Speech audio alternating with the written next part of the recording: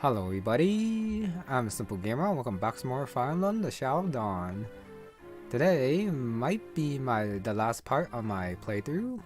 I should be at the end, at E-2 Apotheosis.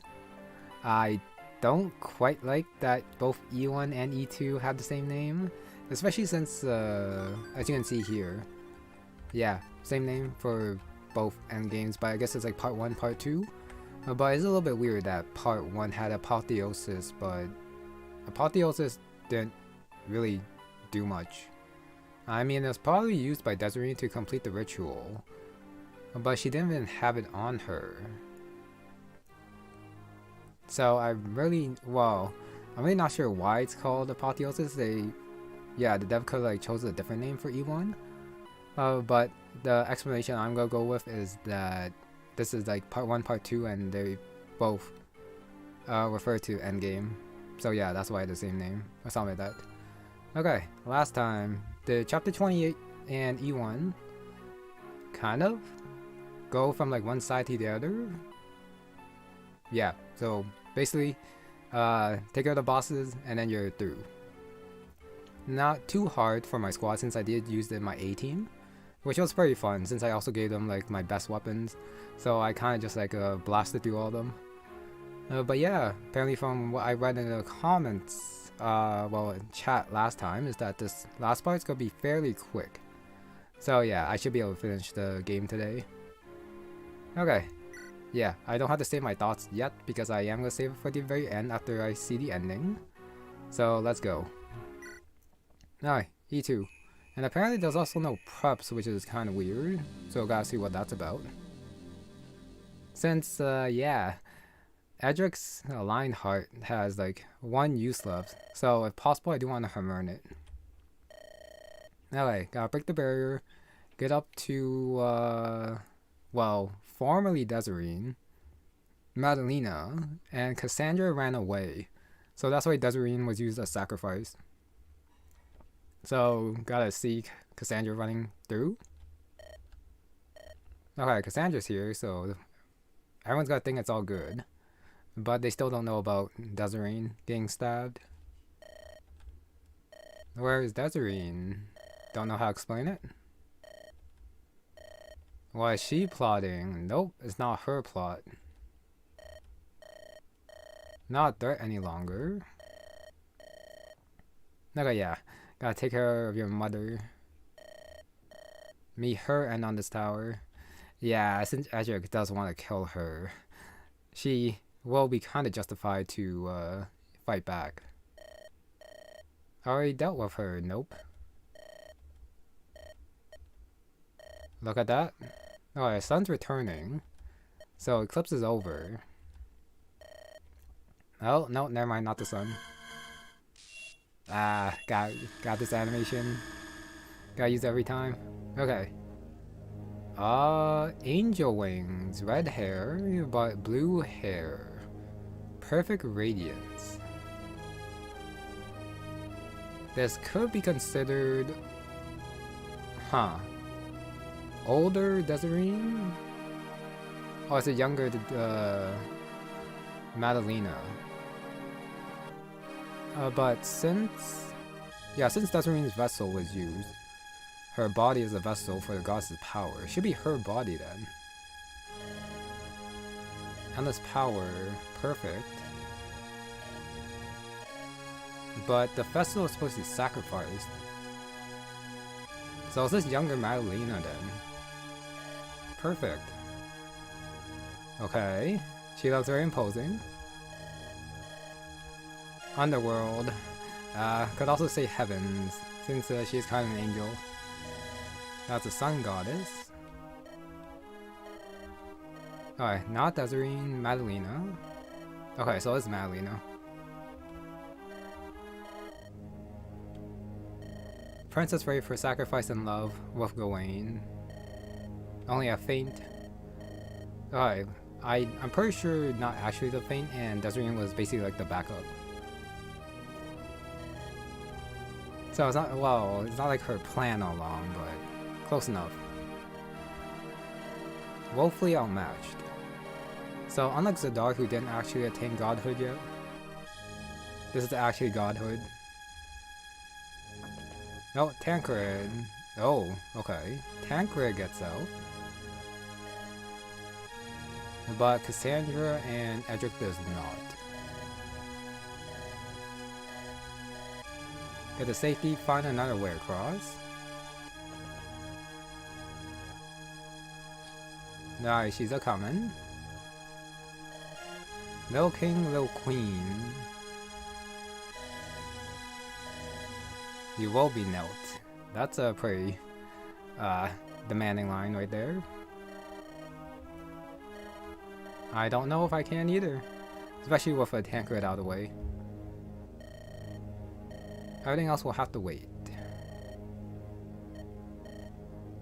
She already had. Okay, she's already won apparently. Alright, right side can't go that way. Cassandra's here. No, I won't slow you down. She should be fine, especially if she has her soul. Alright, yeah, the soul Invicta. Okay.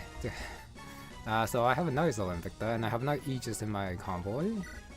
Slim Lance, is that... I don't think that's Gale Force. Talk to Malina, and... Oh, it is Gale Force. Okay. I thought it wouldn't be Gale Force, but it's a Gale Force. But I do want to talk with Malina. Cassandra does also have a pair of boots. Escape. Let me try attacking. Okay, yeah, my Lionheart is down to 2 uses.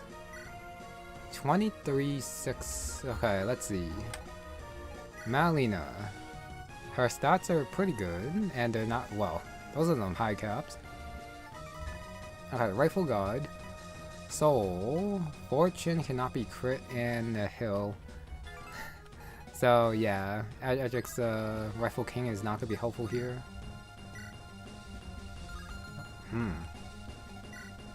She does have, well, no, because of Soul, it's pretty high chance that she is gonna be able to heal herself. Apotheosis, Tome of Perfect Light. And maybe I can survive long enough if I just break her tome, and then just like keep attacking her. That could be a thing. How am I enjoying the final chapters and the Stain reveal twist? That's very nice. This is like a very cool. Malina actually got what she wanted. Radon is dead. Cassandra and Edric might die here or they escape. We'll have to see what happens, but I do want to try fighting Malina. With the Lionheart, I can't break it. I also don't know how much HP she has. I kinda do wanna fight her. Since I did use some of my Edric to be able to do that. But of course Cassandra cannot. I really do wish I had a Hummer and use it here for Edric. Let me try the Great Bow. 26 times 2. Okay, I guess for now, I'll move towards the exit. And then I'll see how bad it is. Once I'm closer to the exit. Alright, drop a Dark Sword. Keep that, I guess. And I go like right here, attack with the Soul of Invicta since, well yeah, I do have another one. Without train Cassandra, well, Cassandra's not trained as she should be. I guess you do have Edric. Even the base level Edric with the Lionheart should be okay. Alright, take care of the Angel. Cassandra still has levels to grow. Edric does too, but I think he's fine. Alright, attack with the Brave Sword. Finish off this Angel. And I'll keep running. But eventually, if she does chase after me, I do want to fight her. Okay, blank level. That's fine. Good job, Edric. Got Elixir. It is very nice though that they both do have access to Convoy, which does make things a little bit easier. Okay, and the boots for both Cassandra and Edric also helps too. Yeah, I'm probably gonna break the Soul Invicta, and then depending on how many enemies are left, I might just conserve some of the third use ones, but I can probably just go ham on the last one too. We'll see. Alright, enemy phase. She's a common. More guys down there. Up top we have... Okay, that tower disappearing. Gotta get out here before the whole tower falls. Alright, bring Cassandra to advance. That means Edric does not have to be there. These two do not move. I kinda want to have the fight. Like right here. I might just break my Lionheart. But I do want to be closer to Cassandra while I'm doing this. And I also gotta take care of some of these guys too. Edric was MC all along? I mean, the game does say that Cassandra's story was over. But Edric is still alive, so there's still that. And yes, Cassandra, wow, Edric.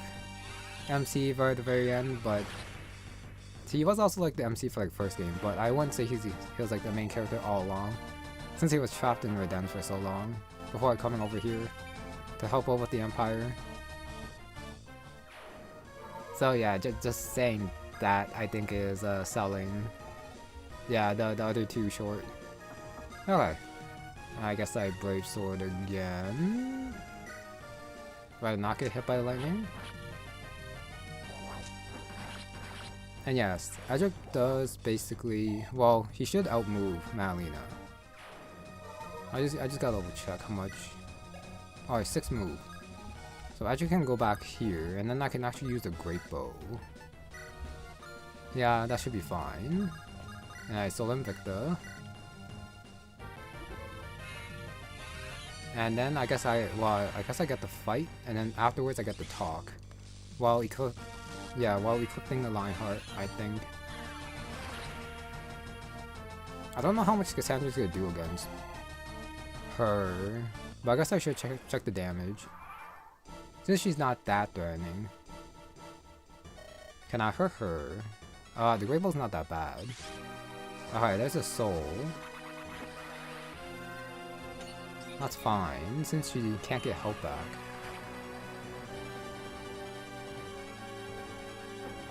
Alright, no, actually hit that. Not a double. Alright, more guys. That's a lot of guys. Alright, bottom right side's gone. Wait, I can't talk. It said I could talk. I do wonder why I can't talk. Interesting.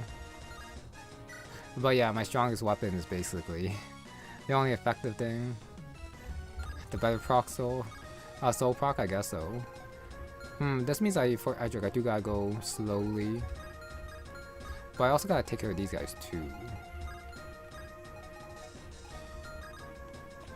Well, first I guess I'll punch through some of these guys. And Edric slowly retreats. While using the Great Bow, since his other bows probably don't do that much damage. While Cassandra slowly goes that way.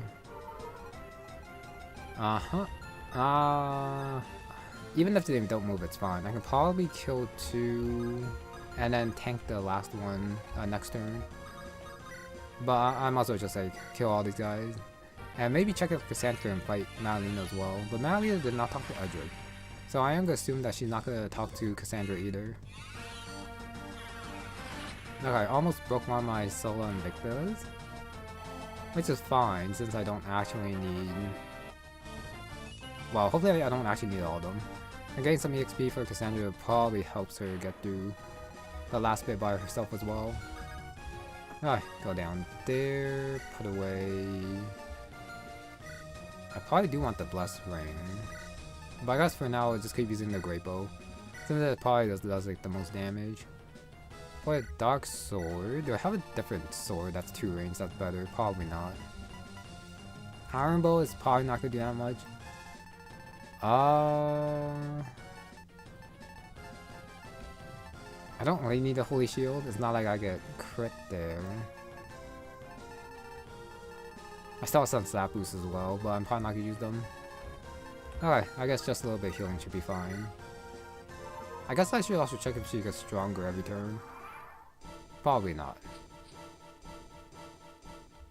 Alright, beyond you. No soul proc this time. I'm pretty sure that's not a crit. Alright, Edric slowly getting shut down. No soul proc that time is nice, but I missed. That's bad. Alright, guys from the top. Yeah, you should be out there by now. Okay. So, first I kill him on the pillar. Alright, there's a soul. And then afterwards I kill... Well, it doesn't really matter which other one I kill. Just gotta get rid of them. And as long as Cassandra... Well, even if she gets hit, I can probably just heal her. After I kill one at the bottom. I'm pretty sure the ones at the bottom don't move. Elixir, you don't need it. Yep, they don't move. Shine, Radiance, Shine. So the Radiance is probably the scariest one. So I should probably kill him. Okay, and I Solar Invictus him. Yeah, when I'm close to the end, I will try to attack Malina or Cassandra. I might just save it so I don't have to go back to the beginning. Especially if I do accidentally kill Cassandra or something. Okay, so 1, 2, 3, 4, 5, 6, 1, 2. I go bottom stairs over here. With a Great Bow again. This time I take an Elixir. All the items in my convoy, why not? Alright, back to full health. Yeah, if possible, I do want to maybe get her down to like 40 health. And then use the Lionheart to finish her off. That would be pretty cool. If I could actually do it. But since it's an escape chapter, I'm pretty sure that even if you kill her, yeah, something bad is still gonna happen and she's not gonna die.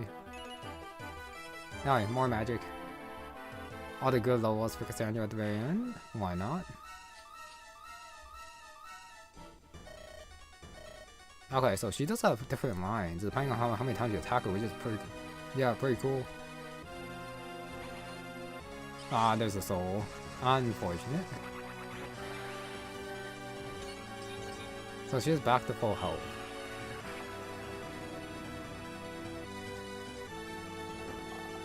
Okay, and there's the hit again. So no EXP for her, well, if you kill her, well, if you attack her. Alright, right side's gone. These guys do move, which is a little bit annoying. But I should be okay on the pillar. Pillar and soul. Do I trust that though? She is gonna be attacked by 2. If she gets hit by 2, she is dead. But I feel like she'll be well, she should be fine. I could save it. Well, I think for this one I'm not gonna save it. If she dies, I'll just like fast forward. And then use Edric to help kill the guys as well. And afterwards I'll turn around and try to face them Malina. I'm really sad though that my Lionheart is at 2 uses. That's pretty annoying. Alright, Edric goes right here. Use the Elixir again. Well, why not? She is getting very close to Cassandra though, which is a problem. Yeah, I'll just kill 2 as they come in. I'll probably kill an angel, and then have Edric kill like 2 of them as well next turn. And then afterwards I'll turn around. Okay, next. Angels are coming from the top. 25-25, that's a miss. So Cassandra's fine. Of course there was always a chance that both hit. But of course there's also a chance that Cassandra just souls as well. Then she won't die. But neither of those happened, so it's totally okay.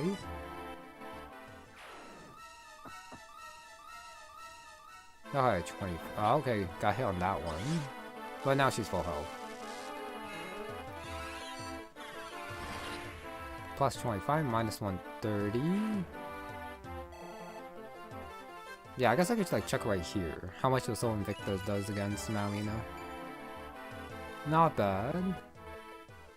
I feel like after Cassandra came out, she got like, I don't know, some extra stats or something.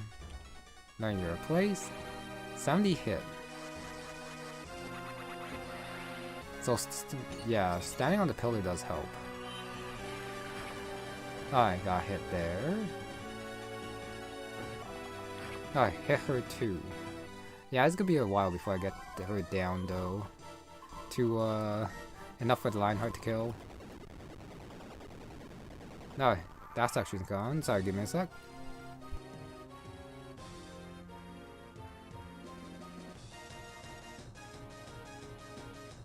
Okay. Yeah, my thing's gonna be gone. Let me see Cassandra over here. So she does do damage. 98 health left. I might have to like rig some stuff if I do want to try killing her.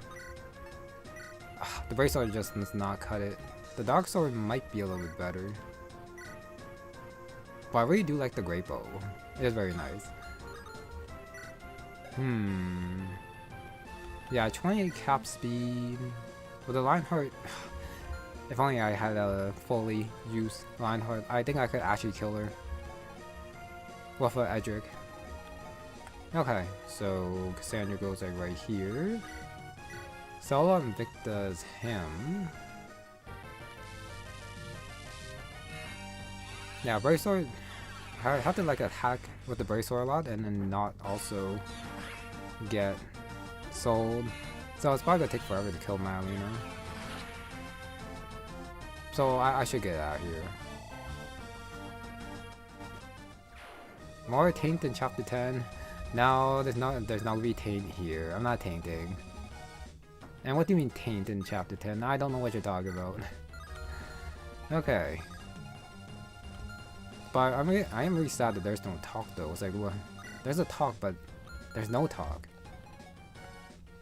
Okay, time for Cassandra to get out after I get one more kill. Yeah, right here. And chapter end already. If it does, then yes, this chapter was really quick. And kill him. Oh, okay, done. Edric does teleport with his HP. Cassandra runs as fast as you can. Oh. Oh, defeating the 4 Lightbringer Royals. That happened naturally. I have no idea what you're talking about. Well, Tancred said... Well, mostly naturally. Anyways. No, I said something. The sword was not his glory. That's fine. His penance. That's also fine. For bringing down Zadard and not letting him change the world, so he has to do it in his place. Okay, right. Oh, lie. Not actually the sun. Okay, there you go. Admits it to Cassandra. Played along. Foolish mercenary. By the time, there was kind of no other choice. You know, could give it to someone else, but I think Edric was probably like the best choice there. All the destruction. His fault. And also it's his fault for marrying her off too. Error in judgment.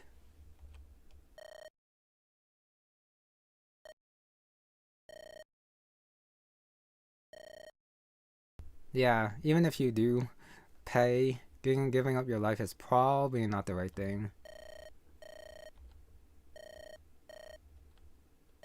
A leader of men. The Phoenix. Blades, yes. Yeah, dying to her will not help anyone. Have to try.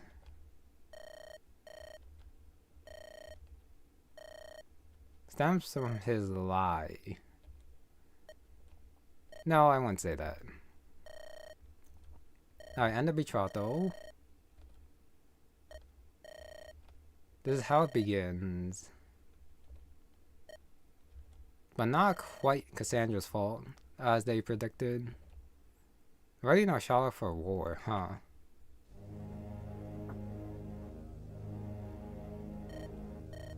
Oh, just yelling at her. I would have liked to have a full use Lionheart. That would have been very nice. Oh, but nah, that's not gonna happen, I guess. Okay.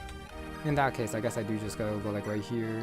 And then I bring out a Dark Sword and use that. I'd say my Brave Sword just in case I might be able to get Madalena somehow. Alright, you click that. Use the Elixir. So, I am gonna guess that she's at the top. Okay. She moved back a little bit. Sure. Make a save state? Okay, I'll do that like right now. Well, after this turn. Okay, a little bit of XP since Edric is almost level 20. There she is. The angels are gonna be very annoying. Alright, the exit's gone. Alright, save it.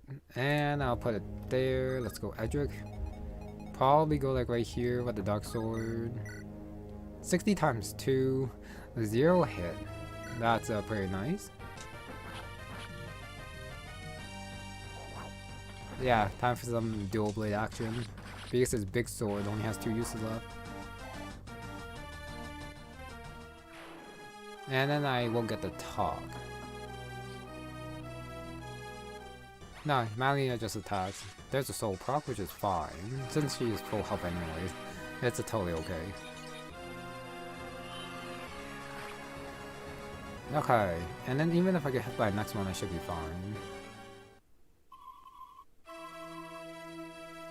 Yeah, lightning 1 damage. Yeah, these guys are not gonna be able to kill Edric.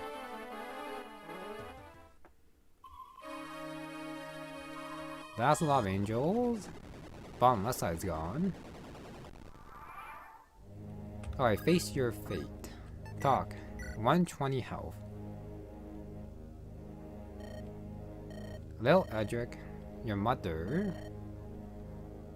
Oh, she's dead. More alive than anything else in the world might also be true with the power of the goddess. Devil taking flesh.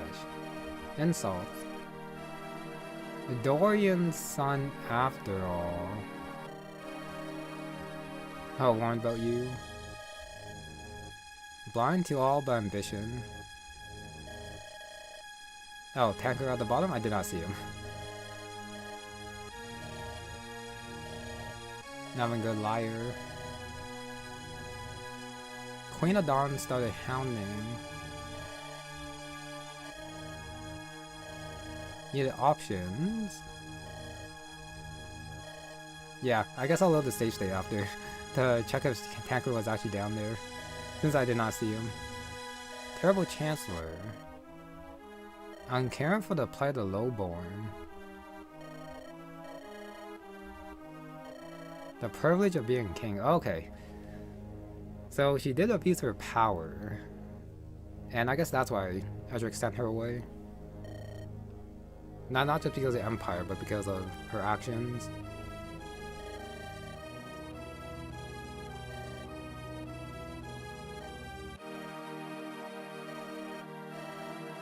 Yeah, people got what they deserve. I think Madalena earned this one. Her plans actually played out.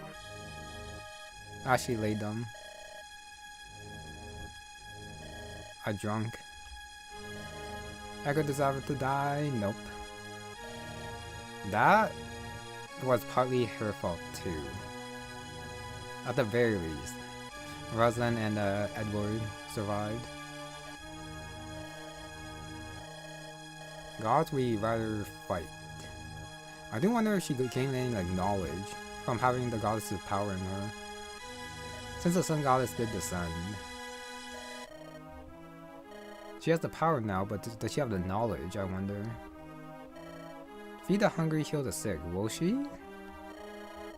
Grant life eternal to the righteous, or the ones she deems so. Alright, judge and executioner.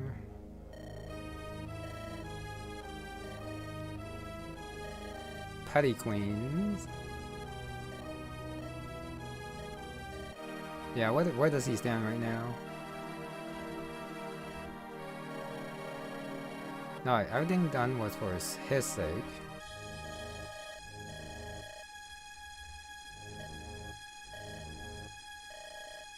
Nice, that's firmly in her hands. I would totally be fine with him or her not just like banishing him to like some pit or something, but not killing him since he is her son. Kneel and beg for forgiveness. That's not happening. Join? Nope, not happening. Kill the one dark god, kill another. That's a nice line. Holy Radiance. A tyrant. Power is infinite. A world where Ilya might live. Huh. Yeah, why mention Ilya here? That was part of the first game. It's mentioned here. I do wonder how it's gonna like play out in the next game then. If it is like a recurring feature for Ilya as well.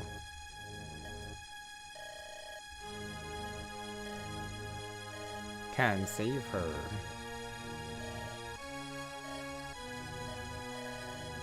Alright, Radon mentioned.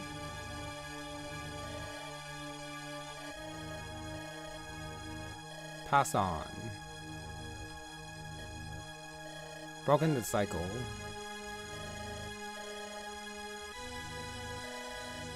You gotta admit though, Edric does have enough balls to go against the... yeah, even if like the goddess is right now his mother, with her almighty power, he still like won't back down.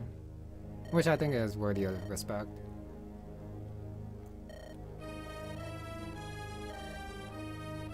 Okay, we shall see. And that's it?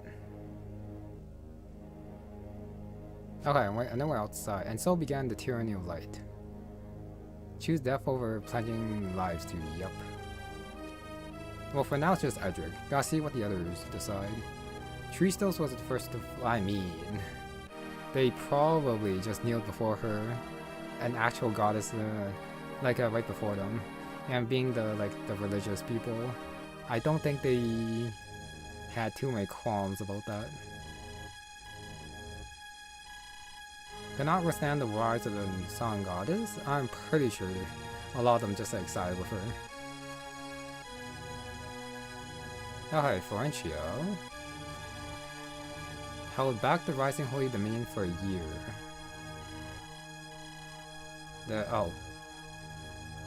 Alexius. If he's yeah, he's at the top. Alexius. He gave up. The fact that he actually held on for a year, I'm gonna say it's because of Hilda. Oh, El Isabel not becoming the head priestess. Oh well. Can't beat a goddess. Alright, Gormer, long and bloody civil war. While the goddess is attacking, that's crazy. The Archons rebelled against the Imperial family. Much of the outer empire, but not the inner. Okay, began to lose ground. Oh, Severin held her back, that's why. Okay. Cassandra versus Malina. Okay, so it was able to retain its independence. Nice. Navea helped too. And they probably helped them in Gormor as well. Michelle could fall at any moment. Avardens. Okay, at the very least a year has passed. With Florencio falling. Alright, Redens. Galen? Okay, Galen and then Miley. Long enough for Norto to rival reinforcements. If Redens gets captured, Norto's gonna get captured too, you know. Seal off the roads, refuse all messengers. Cassius has no honor. I think it's more like... well, no, if he's focusing on protecting his territory, then that does make sense. Southward, West March. Okay, got attacked. Julia did.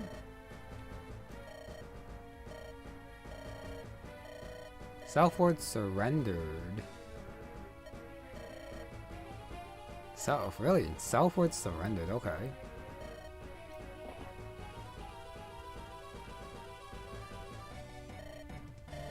Alright, breach the walls. I mean, without Edric to fight here. Yeah, probably wouldn't last too long.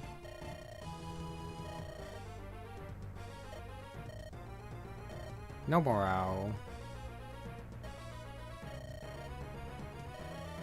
Alright, almost here. Backup plan. Now what would this backup plan be? Alright, there's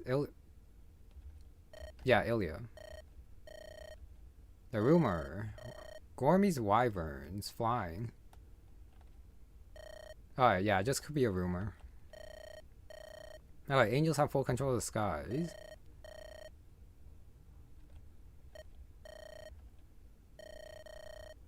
Oh, okay. Nashala is holding on. Well, even though they said like barely holding on to independence, the fact that they still like half their territories, I think, good enough.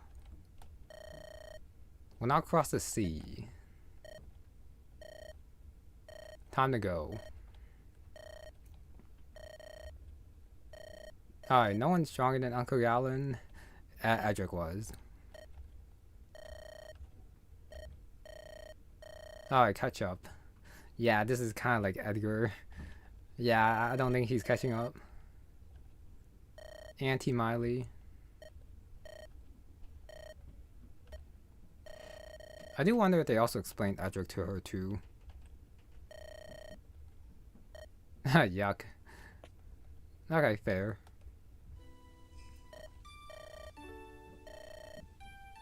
Oh, one of the coolest and most effed up endings Fire Emblem game I've ever played? It's looking like it. Did everything right.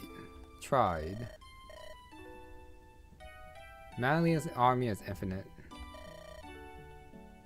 But still going on somehow. Okay, 3 years. So it's been 3 years. He's gone, but he's not dead yet. So Malia does still have some humanity left. Which might not be the best thing, being a goddess. Need to be brave for Ilya. Can't do that.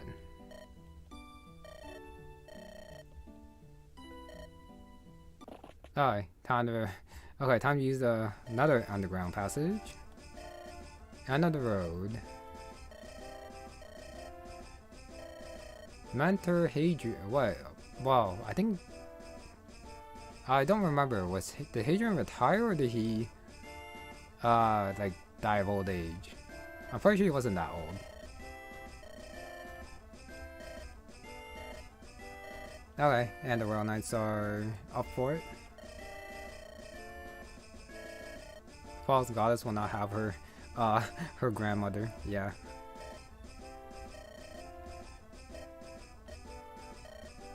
And they're ready. Alright, lots of axe guys. Just gotta use those swords to hold them back a little bit.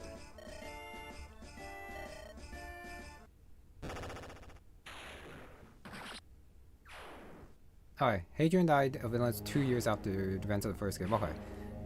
I didn't know if it was him or... Well, I didn't know that Grist passed away. I just was not sure about Hadrian. Oh, Galen survived until the very end. And the goddess herself has to come here. Who is warping everywhere? Why?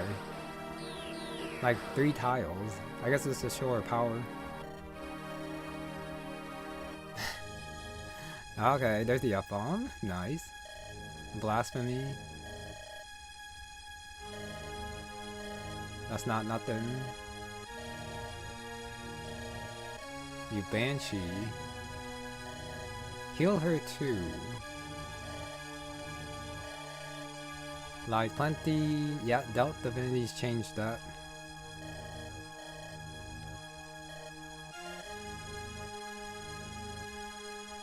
Okay. Gonna try. Crit with that 48 hit. Oh, there's the Apotheosis crit that I couldn't see because she had no crit on Edric. Alright, goodbye, Galen. So he is definitely confirmed dead. Alright, all defenders are dead. Talius has fallen.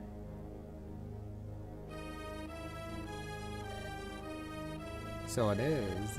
Princess Ilia have found her. Oh, most precious. Yeah, her Phoenix ability might be important to her, unless if she actually wants Ilia to be like the Queen of Edens, which would be very compassionate, but I feel like it's more related to her power than her lineage. Oh, according to damage that healed our unit, that happens a lot. That happened a couple times already. Some secret cool lore, all the past characters have their ace supports. Oh yeah, I did see that. It's just that I didn't click it since I thought I would be able to like play them. Since I think I did see the Edric and Fire ace, well, the top.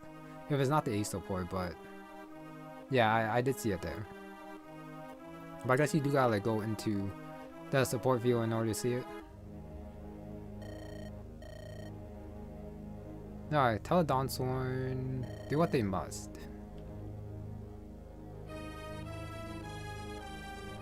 Alright, fade the black screen. Quiet farm. Is it him? It's a farm. It is. Ah, he is back. Nice. Mr. Shaw, is that your kid? Seems not looking good. Yeah, he said he didn't want help, but now the Edric's dead. Is he actually coming back now? Granddaughter is ultimate bargaining chip, probably. Alright, Dachi sets the price. Talk to Julia if you want. Just farming while Malina's like raising everything.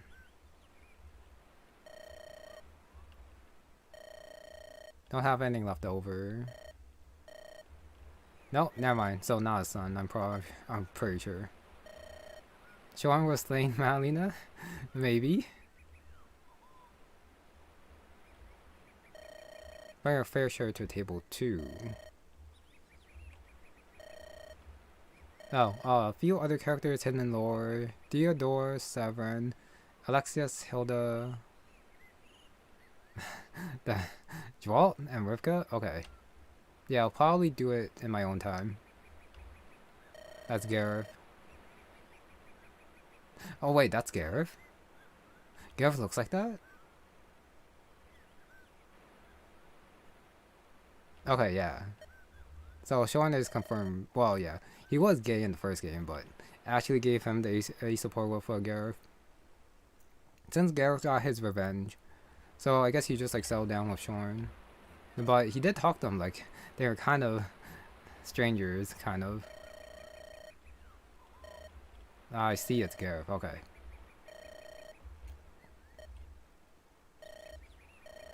Sounds kind of up the road. So Miley, should be Miley. Okay, it is Miley. Miley and Ilya go to Shorn. Very nice. And also Gareth too. I mean, if Shorn's gonna come back into action, I think Gareth should as well.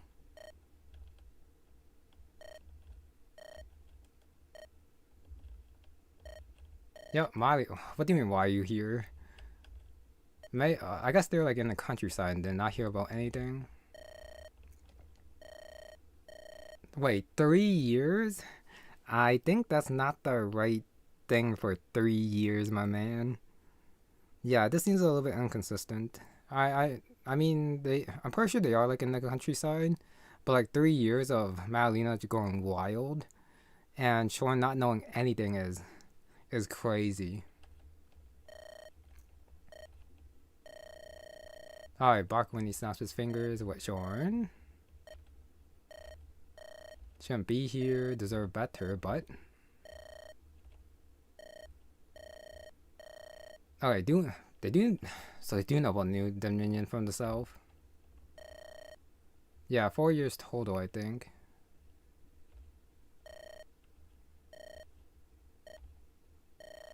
Oh, I don't care about what's happening.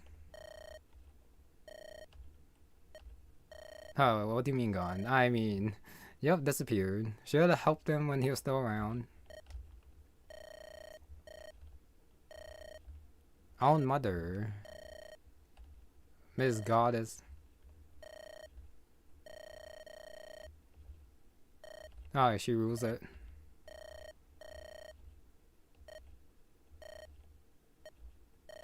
Couldn't stop her. What's What's happened? Way too late for that. He's dead. Yep, a little bit too late. Alright, nowhere else.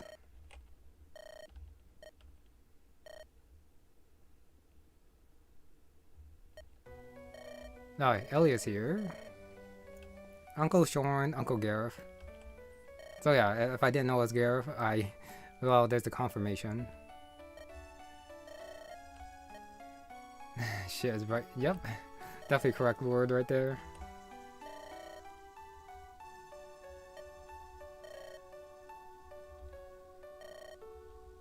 Yeah, this is some very sweet irony. Since it's totally understandable that Shorn did not want to help Edric with his plan, but it's mostly because he never, well, partly because he did have like 100% confidence that Edric could like handle most things. But then him disappearing must have been like a pretty big shock to him for sure. Oh, poor Ilya? Yep, poor Ilya. Grandmother doing what she did, and then like father disappearing. Of course he did. Yeah, what is she doing here? False God is looking for her. She cannot succeed. Oh, their life.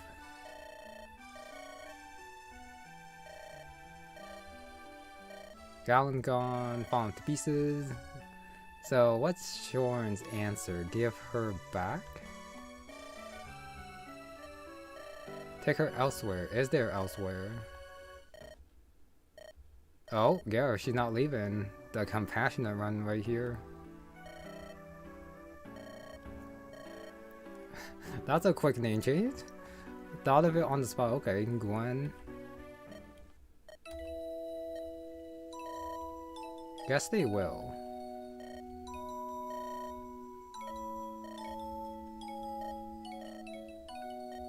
Oh, okay. Yes, you can stay. Gareth knows what it's like. He went for revenge, which Ilya might take the same path, but we'll see.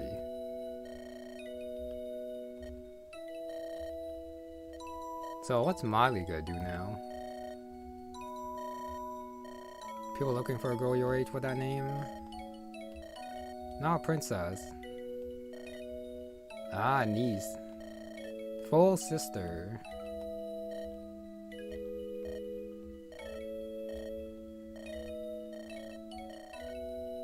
Oh, I got the great, well, yeah, some great stew. Now, are they gonna kick Miley out?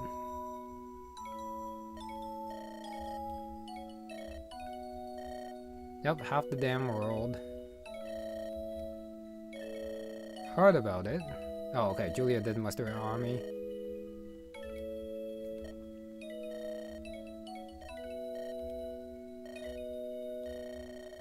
Oh, I totally changed his mind. Oh, his mother's name. Oh, I did not know that.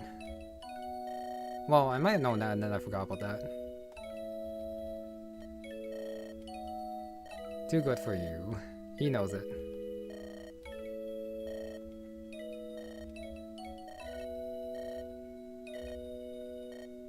I guess Sean and Gareth are going to like pull out their, well, the lance and the sword. Has he done anything like that? Gotta trust Shorn.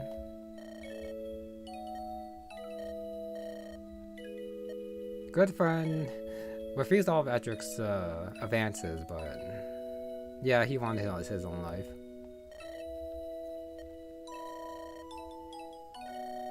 Revenge. That's also true. No chance if Edric cannot do it. So kind of like the Gareth path. Alright, this is goodbye. So Miley does leave. It would have been kind of nice if she stayed.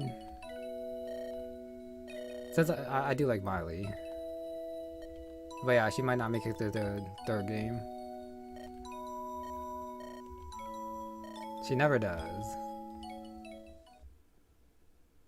Alright, and then she runs off. Now, is that it?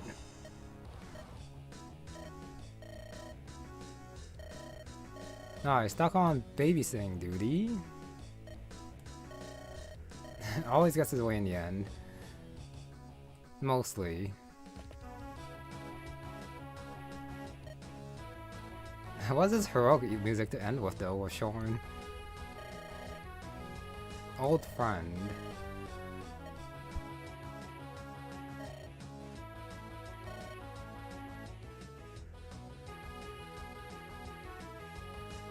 Okay, blue unit Shorn instead of red unit Madalena. There we go. That's it. That's very nice. Saw that 20 turn prologue. Don't mind that. It took a while for the smash and grab. Okay, I don't think my turn counts are that high. I played fairly fast. Alright, 455 turns. I really don't know if that's going on. Okay, and now the ending card from Walter. Reestablish the Dead Hand Gang.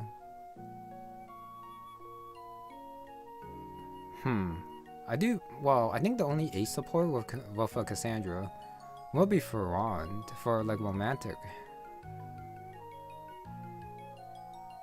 So I do wonder in the next game if this could be Cassandra and Ferrand. Alright, Lisa fled, returned home. Swordmaster Jagan, that would be very cool. Okay, yes, I did know about the final game being worked on.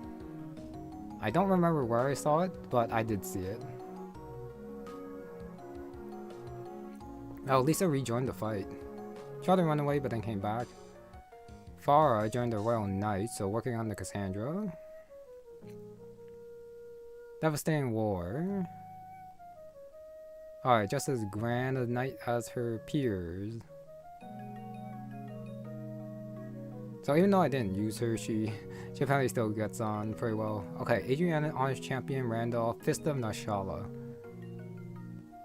Okay, they were wed. And then they probably like go back to war after.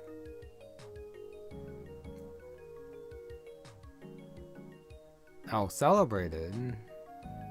Years after, but I think it's more important to like focus on that war right now. Mercer and Maya.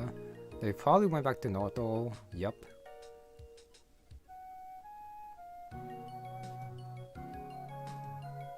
Served Duke Cassius well. So Northo did join. But did focus on themselves. Alright, peace was temporary. Work hard. My one death, I believe. And then I reset for him, other than like Isaac. So where does he end up?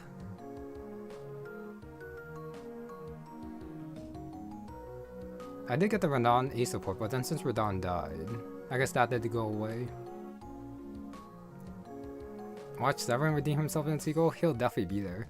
He's probably like the guardian of Gormer Empire or something. Alright, Abrax returned to his homeland. Both the Imperials and New Republic. That's a little bit of spoiler right there. So there's gonna be a Republic. Alright, so even if, well, even if you like get the ace support with Radon, it'll probably still default to this for Sarut. She took control of Maggie. Alright, she probably helped the Severin fight off the Holy Dominion. Amira. It's too bad I couldn't get like the Amira ace support with Sarut. I just didn't use Amira enough. Push the Archons to rebel against the Imperial family. Alright, the Republic is formed. Oh, Abrax together with Isaac. Surprising but adorable? Okay, interesting. Oh yeah, here's Ezra and Darren. Lower his guard. But Cassandra did ask Darren to be... like join her in the capital. Which I am gonna assume is what happened. Terra. Oh, the Redons does show up if you get an ace support with Sarut. Interesting. Okay. But I guess Ricard is not important enough. Oh, Terra rescued her son. Toman grew to despise them. Ooh, Toman confirmed for next game maybe? Alright, now. Name General. Okay, Second Legion. The First Legion should be Severins. I'm pretty sure it's Severins. Brutal wars against the Republic. So Myra went to the Republic. So now there's like, well no. Elder Empire was taken care of by the Holy Dominion. And then we have the Inner Empires. There was a civil war. It is over, but there might be like a split Gormer Empire now. Oh, okay. Boy named after their uncle. So Hilda and Alexis did have a child. Eleonora, yeah. Got captured. Dominion Loyalist, Duchess Eleonora, that is surprising. Daughter of Divinity. Is she doing it willingly? Does she have a plan? Or did she get brainwashed? That's interesting. Sarai.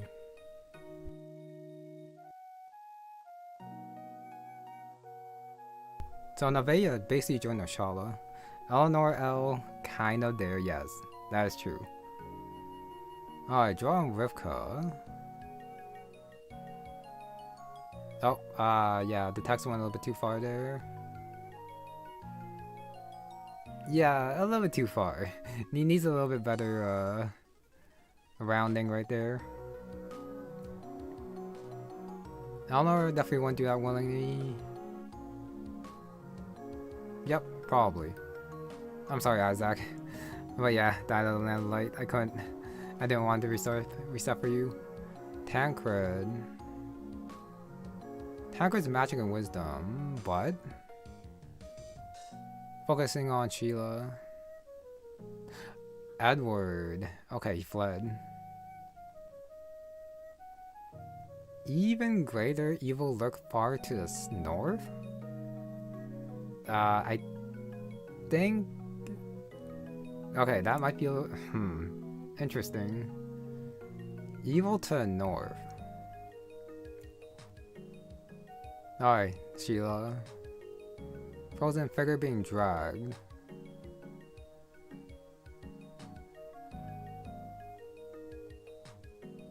The game does say that there was a reason why the gods slept. So it must be like the demons in the north or something. Theodora, devoted to Queen Cassandra. Yeah, blind dark mage. Edward. That's gonna be very interesting. I met a man who truly loved her. Okay, Graf. Cassandra's commander. Alright, Ned Larshala. Okay, many victories.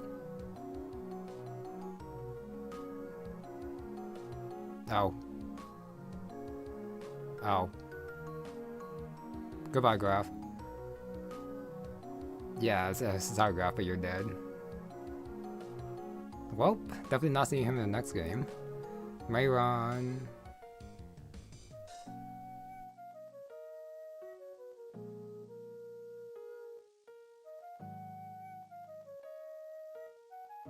So she's been taking care of assassins. But she gotta help out the Empire after. Alright, Mariam and Severin. Okay, Mariam is queen. Well, Empress. Reform crumbling empire. Alright, defending against the Rebel Republic and the Holy Dominion. With Severin by her side. Easy. Okay, Cassandra and Isabel. Iron Dissolve. Yep. Still independent.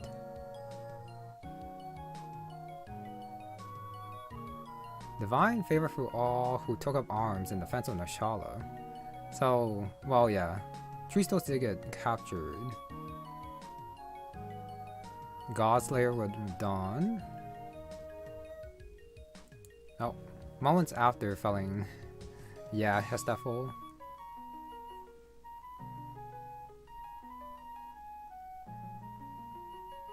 Alright, name became a battle cry. I think he should also be known for like his strategies and all that stuff too. Alright, Miley and Gallon. Even though Gallon died. They both fell. Okay. So Miley did die.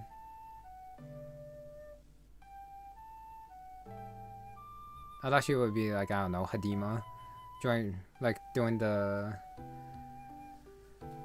like attack from the shadows, but nope, went head on and then got killed for it.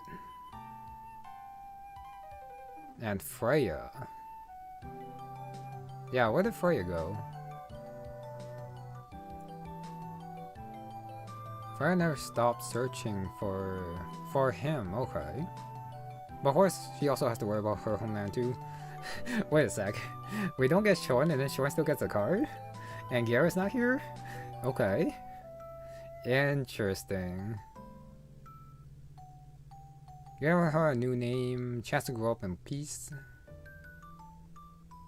Alright, after 9 years, they find her.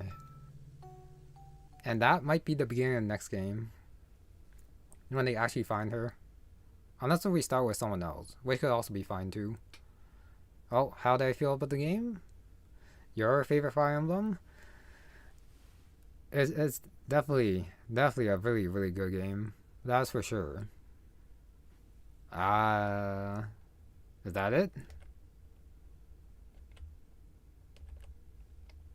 I think that's it. It'd be nice if it went back to the title screen, but that was it. I think that's it. I guess I have to restart then? Yeah. Alright, that's it. Oh, I can't even restart. That I do not like. It would have been nice if we went back to the title screen, or you were at the very least able to like reset. Okay. So yeah, I guess I'm back here. So I guess when you resume, you can just like go back to the very beginning. Yeah, just like that. I broke the game, I guess. Another game broken by me. Great. Anyway, but yeah. This is a very solid game. The gameplay is fun, and the characters and the writing are like top tier for sure. But of course, before I go into that, I guess I should do the characters first. Since if I just review the game and do the characters second, I think it's a little bit backwards, I think. But yeah, I'll go into my deeper thoughts in a while, but yes. I don't know if it's my favorite game, but if I had to like recommend a game for someone new to like hacking and like wants to try something with a good story, good characters, is fun, and has decent difficulty, I would definitely recommend, well, of course you gotta recommend the Dark Amulet first, and then afterwards this game. but this is definitely a step up from the Dark Amulet. Even though I think the Dark Amulet was pretty good as well, but this one just tops that. Which is somehow possible, but the Mad Lad did it. The Hagen White was really good too. I still haven't played that one. Okay, but yeah, time to go into units and how I felt about them and how they turned out for me, since some other people could like have different experiences. But I guess I should start off by saying that most characters, well, all characters in this game is usable, just like in the Dark Amulet. Like, even notwithstanding the stat boosters, which is plentiful even in the first game to help those struggling behind that you want to use to catch up. And so everyone has like their own role, and everyone has like, well, mostly their own weapons and their own promotions and their unique classes. So everyone is usable, everyone is good. Now the question is, I probably shouldn't be rating them by like tiers, but it's always fun to do that. And like I said earlier, all characters will probably feel different for different playthroughs. But yeah, these are just my thoughts. No, not just Gregovon hacks, pretty much, okay, mainline Fire Emblem 2. Yeah, I played some hacks that are definitely, that can compete with the mainline Fire Emblems for sure.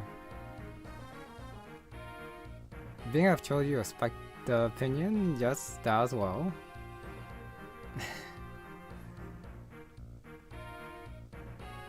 Probably won't happen, but I do believe, somehow, if somehow the third game actually tops this one and the first game, this might be like my favorite series for Fire Emblem hacks, for sure. Especially if you're gonna like take them as a whole, since that's like what, about like 60 chapters of just plain fun. Gonna be hard to like top that. But of course there are some like stiff competition in my opinion, since I still really like the Andon series, and also the my yeah, I don't think we even need to go there. Yeah, it's definitely a ton of potential for the next game for sure. Okay, so I guess I'll start off with the people who aren't here. Isaac, late dancer, but still a dancer, especially when Eleanor leaves. So yeah, Isaac does his thing, but I'm not the best user of a dancer, like I usually say.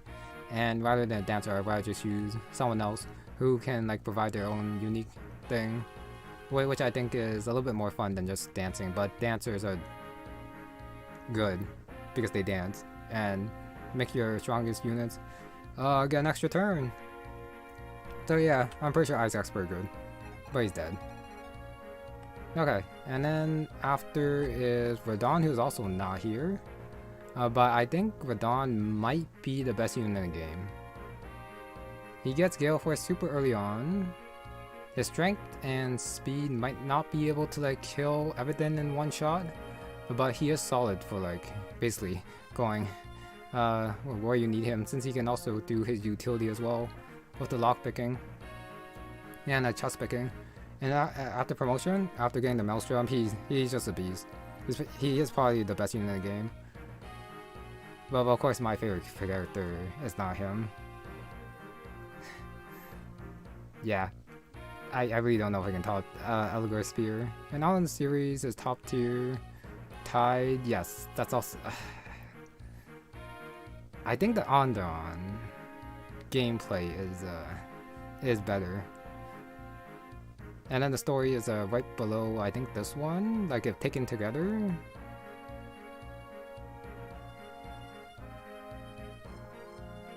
But, I do like the story there too. But I think I do give it to the other games when it comes to gameplay. But anyways, for now, it's the characters. Yeah, Radon, yeah, best unit in the game, as he should be, I think, because he is like the main character. Cassandra, it was a little bit hard to give her kills early on, especially when she doesn't get any strength. She got a lot of magic, but I did have to like baby her a bit. Her personal skill did give like more hit, but hit rates aren't that bad in the game. So I think Cassandra's, well, she's good, but I want to put her like at the top, even though her availability is like from the very beginning. But after promotion, she definitely gets a lot better, especially with her personal solo Invictus. But before that, I think she does struggle. Isabel unit review? No. Okay, yeah, after Cassandra. I guess I'll go to Isabel next. She is balanced around her stats and her power staff. With power staff, one extra move, she's probably the best healer. Yeah, I really do think she is. Power staff is just too busted. Her warp and rescue range aren't like the biggest, but when you need a healer, she's there. And then she can also move away afterwards to safety if you gotta like go to the front line to heal, and then go all the way back, and she'll be fine. And then she can like do that. That's like having a free dancer. And Isabel for healing and restoring, and torching. So even though I don't quite like Isabel's stats, I'll have to say that she is probably like a very good unit. No, availability. Adriana's God, second to Radon. Nothing could kill her. Okay, yeah. Next, I guess, will be... Where is she? Adriana... Right here? Yeah. Somehow my Adriana got more magic. And not that much strength. Before promotion, it was really hard for me to give her kills since she actually did not get any strength at all. It was only like after I got a light brand that she was able to like kill stuff consistently. And like before I got like the higher supports with Randall, she did really struggle. But then after promotion, after getting to like access to tomes and her perfectionist, she does become a dodge tank. It's just that unfortunately mine's is not the strongest. But it was nice to have like a bait couple of units on like one side and then take care of like Randall, Adriana, and a couple people. But unfortunately, she didn't. No, she is pretty fun to dodge tank with, I will say. So I think because of also availability, you do have time to train her, and there are stat boosters to like fix her damage if you need her to. But she is kind of dependent on Randall to do her thing, especially since if she does get hit or if she levels up HP, she does lose her perfectionist, so the enemies do have a higher chance to hit her, unfortunately. So I found her quite fun, but I wouldn't put her like super top tier for me, unfortunately, because of how she leveled up. I'm pretty sure she's pretty good in other playthroughs, or she probably like cap strength or something, but not for me. Adriana's Zephyrus is too good. That sounds pretty fun. That could work. But unfortunately, as you can see here, my Adriana only has the B rank Anima, even though I did use her quite a bit after her promotion, then she's level 10, but somehow her magic is still only B, so it took me way too long to get Zephyrus anyways. And then after is Randall. He's a support unit. The warband is good. His skills are good for buffing Adriana, but he did not turn out well for me. Well, he was decent early game for tanking and killing some stuff, but by mid game he definitely fell off. Even though just the use of lances isn't that bad, since some other characters only have like access to like one weapon as well. But I don't know, Randall just felt bad. I felt like I couldn't like kill most stuff with him without some help. But yes, I think he definitely does shine early game. So I think Randall and Adriana are like two sides of a coin. Adriana, you feed her some kills and then she pops off late, and then Randall, he pops up early, and then you just bring him along, drag him along to the finish line at the very end. So I do like their dynamic. It kind of does make sense that they do get married, and their A support should be canon. But yeah, Randall is okay. But I do they? Well, like Adrian, I think there are definitely units that are better than him to use for sure. Yep, greatest support unit Randall. Okay, so after Randall, I actually don't know how to do this. I guess I should do Cassandra's side first, and then I'll move over to Radon's side afterwards, and then I'll save my MVP for last. No, I shouldn't do that. I should basically go from when they join. Okay, Front. Not the best unit in the game, but my favorite. I have no idea how my Front popped off. Even without capturing at the end, he still like killed things from like beginning to end. I don't know how. Maybe axes are just as strong, or his personal skills just as strong. But he like did like the low percent crits somehow from the beginning to end, and the double smash is fairly early access early on. I can see why he could be bad though because of his low res. And then if he doesn't like pop off early game, it is gonna be like a little bit hard to like bring him through with his lowish, well, possibly lowish defense and res. But yeah, Front by himself, he was so much fun though. He was so much fun though. But if I had to say, he's probably not like one of the top tier units either. But he's probably like okay. Oh, some characters get outside solo, but Broken Beast was support. Yes, so I'll get to that to my review, but having multiple supports is busted, but it is very fun to have to be able to see like all these supports in like one playthrough. It is nice. It is very nice.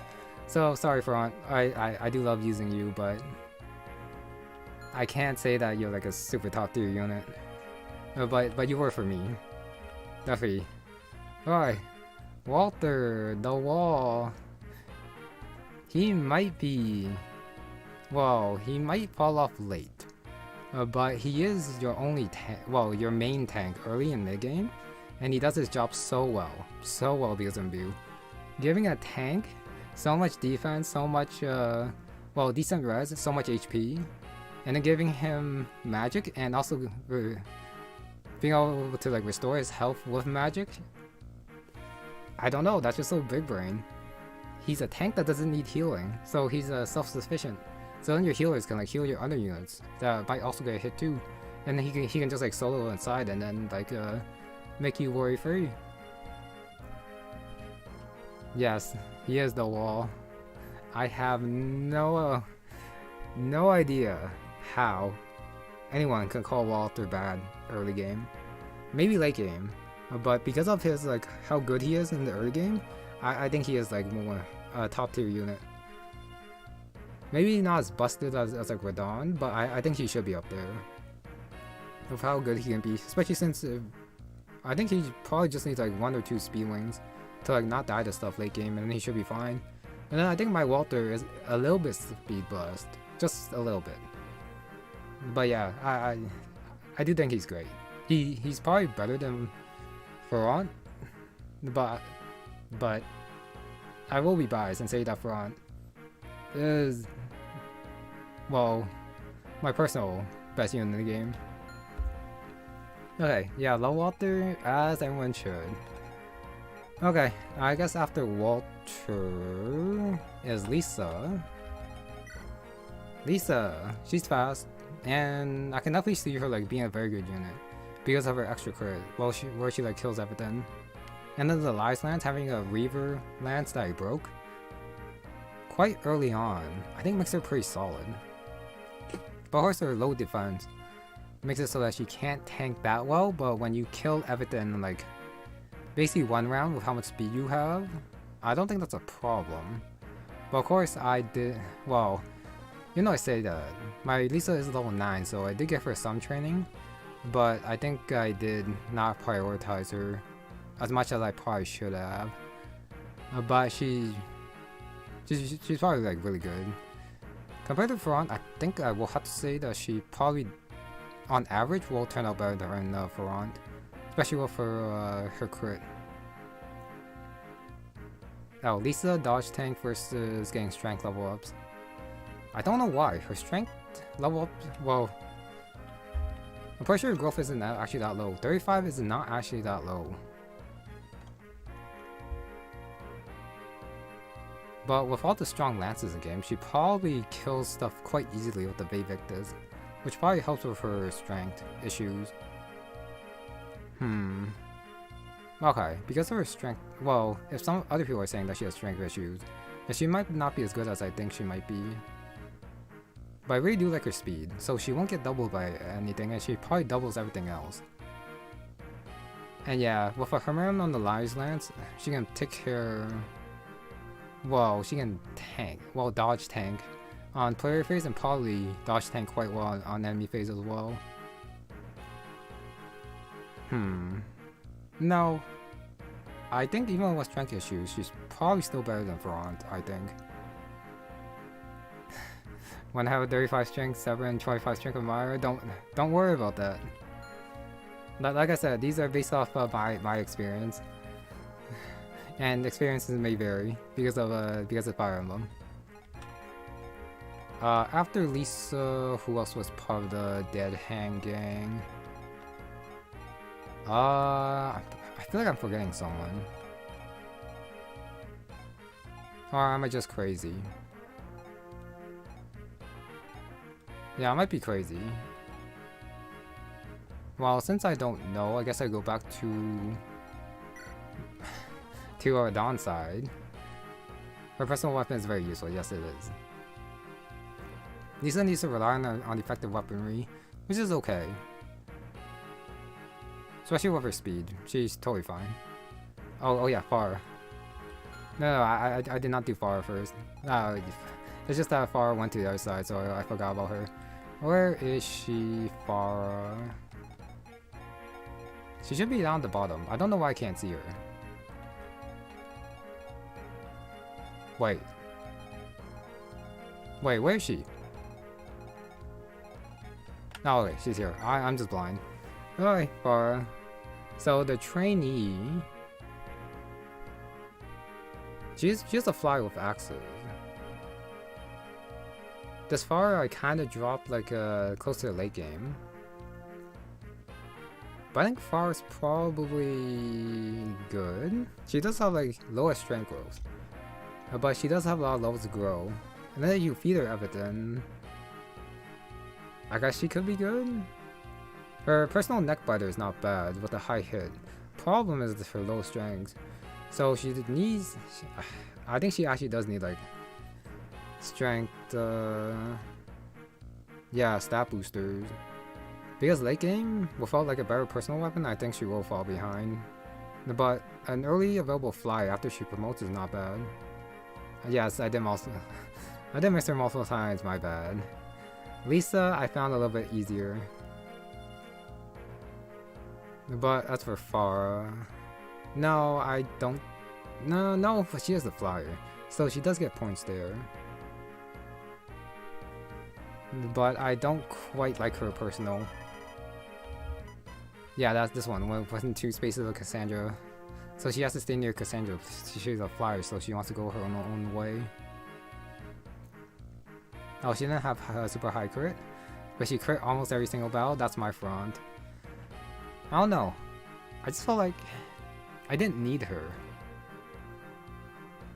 She's a flyer, so she could like get chest in in the middle of nowhere. But other than that, her fighting's okay.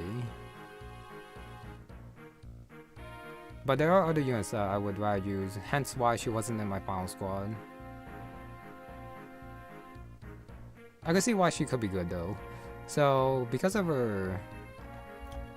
Yeah, because of her stat growth rates, I think her experience varies from playthrough to playthrough. She could be like really good or really bad, depending on how she levels up, I think. With basically 10, 20, 50 levels. And then yeah, her mileage may vary, I think is what I'm gonna conclude with. It runs in the family, the low crits, I guess so. As every trainee, yep. And I guess it's, yeah, that's fine. It's just how it is. Yeah, with trainees. Okay, next up, I guess I'll go over to Ricard. Ricard, yeah, I neglected him like quite a bit early game. If I knew that he got both discipline and aptitude, especially after promotion, I probably would use him a lot earlier. Since my Ricard actually got some bonkers level ups, it's just that I focused on, yeah, giving my EXP to other people. But yeah, Ricard I think he might actually be better than Adriana. Especially if you invest in him early on, because of his high growth rates, which basically guarantees level ups. And then his axes, he has a pretty good axes to use. And after promotion, he gets light magic, which as Cassandra shows is pretty good to have to fight enemies with. Yeah, well, maybe not promote him ASAP, Ricard. But promoting him ASAP might not be a bad thing. Like once you hit level 10, you just promote him and then basically enjoy the extra stat growth. You just gotta make sure though that you don't not promote him that early, so that he does have a chance in like 20 levels from after promotion to level 20 promoted to like cap his stats. No, yes. He does lack accuracy. So I did have to like feed him some kills, but I think that can be overlooked fairly easily with how good he can be late game. He has a lower speed cap than Adriana, that's fine. He will reach it earlier though, is the thing. And then, yeah, I think if you do early promote him, he'll make mid game fairly easy. So, only because of his personal skill. Without the skill, well, no, he's probably balanced around this aptitude thing. I think he's probably is better than Adriana. Like throughout the game. Since after promotion, Adriana does get anima, but Ricard also gets basically more stats for free if he levels up like a couple times afterwards. And then he also has like the support of Dawn, which helps too. And also Fire, even though that takes a while. But the aptitude is just way too good to pass up, I think. Okay. Same thing, close enough. And then afterwards we go to, I guess I'll go to Mercer. I'm pretty sure this is not an average Mercer. I'm pretty sure. Level 15, but he caps strength like 5 levels earlier. He caps speed pretty soon after. His defense and res aren't that high. Honest stats, I'm pretty sure they're not honest for most people. But I really did like Mercer. He had a little bit of trouble early game, but he was actually able to like, get quite a bit done with his crossbow. There's a 2 to 3 range, either chip or kill stuff from range from safety. And then after I got him like what? Just a couple levels? He gets a lot of strength, he promotes, he flies, and then he kills more stuff. Oh, biased to use him. I was biased to use him as well, but for a different reason. Because of his stats, not because of the Griffin. But the Griffin was very nice to see, for sure, since it is a little bit change up on like the Pegasus for sure. He is nice for flying reinforcements, but Radon's also good for flying reinforcements too. Yeah. Battle Veteran is just good, and that's why you also gotta give him a level as well. But the Opportunist is also nice as well for the Frostbow early on. So yeah, my man Mercer and his very good player phase damage. And afterwards, getting access to Lance is not good. Since as you might have seen in like my playthrough, I basically used a bow, had Maya go in, switch to a short lance, and then he got like 1-2 range afterwards on enemy phase. You know he's like not the tankiest. But he does have access to lances afterwards, which is a very, very nice addition for him. And not just like make him vulnerable, like a Radon after he like gets a kill. But then Radon can like Canto to safety, which I forgot to mention. Having a Canto plus bow user is kind of busted too, in addition to a Gale Force. Mercer and Cassius duel in the sequel. I mean, they're still like, Northo's still independent, so we might see Cassius. Maybe. Or he just could be like an evil king. I don't know, because Edric's out of the picture. Alright, and then afterwards is Maya. She's a healer, that's all I need her for. People saying she's a dodge tank. She probably is with her high speed. But yeah, she's just a healer for me. I didn't need her to fight anything because I have people like Mercer take care of most of the fighting. I just needed some some healers in my background to heal stuff and support people. She's a fighter, not for me. I feel like, wait, what's her magic growth? She has 30% magic growth, so it's not that high. But I think her Lily's poise definitely makes her more of a support unit, more than a fighter. So I think I would put her in like along the lines of Isaac or something. But of course I could just give her like better tomes. But like I said, I did not need her for fighting. I just need her to heal. I needed her to trade Mercer to a lance and open some chests and go shopping for me. And then she did her job. But I definitely don't doubt that she could be a fighter. But her low res and low defense kind of says otherwise too. Yeah, it's a very mobile healer. It's definitely, I think, the correct description for her. Okay, so yeah, Maya. I do thank her for her job, being Mercer's support. Okay, afterwards, I guess I'll do Ezra. Ezra. He's a thief. He can fight some stuff. He can pick stuff. He's fast. He's not the strongest. I had a little bit of trouble getting kills with him. Infiltrator does give damage, but I didn't quite notice it, since I basically just weakened stuff with other people and then I just had him go in for the kill. Divine Avoid I don't like using because it requires him low health. Did I get Maya's personal staff? I did. The Serenity. It was also nice to have. But yeah, Maya's basically a healer. But the staff is nice to have, so yeah, just use it and then maybe Hermione if it's like low, if you like need it again. But I think Maya is totally fine as a healer even without the personal staff, but it does add to her her value. I was really surprised how useful he was in combat. Nice to have an OP. For me, I didn't need him. I had other fighters to take care of. Take care of the fighting. When I tried to have him like fight a couple people, I think he did struggle. But he does like survive enemies, but a lot of characters do that. Personally, I didn't quite like using Ezra.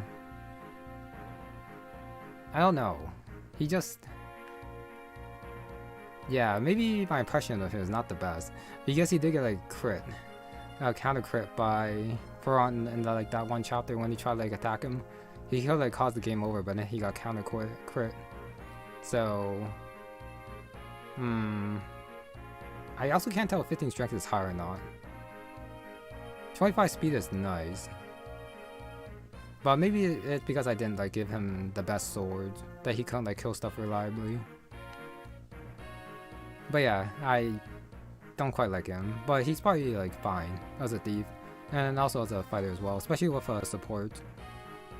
With with Darren, Mercer, and Sarai. Yeah, probably not that bad. I mean, Thief did a very job taking my stuff? I guess so. They actually took my stuff and then I was too lazy to get them back. And that's why probably I don't see Ezra in like a higher light because other thieves did his job better. Okay, and then afterwards is Darren. I did not give Darren that many kills, nor did I try to give him an EXP. But he was nice to have in chapter 10 where things were hectic. Being a lance user with a decent bulk and decent strength is not bad. Since he is basically like a pre-promote that comes early on, you were definitely not supposed to use him like too long, and he's not supposed to be OP. But he does his job surprisingly well when he does come. And if you do need like a staffer and like a tank to like tank some stuff, he's definitely available. I think I do like him. I don't know why.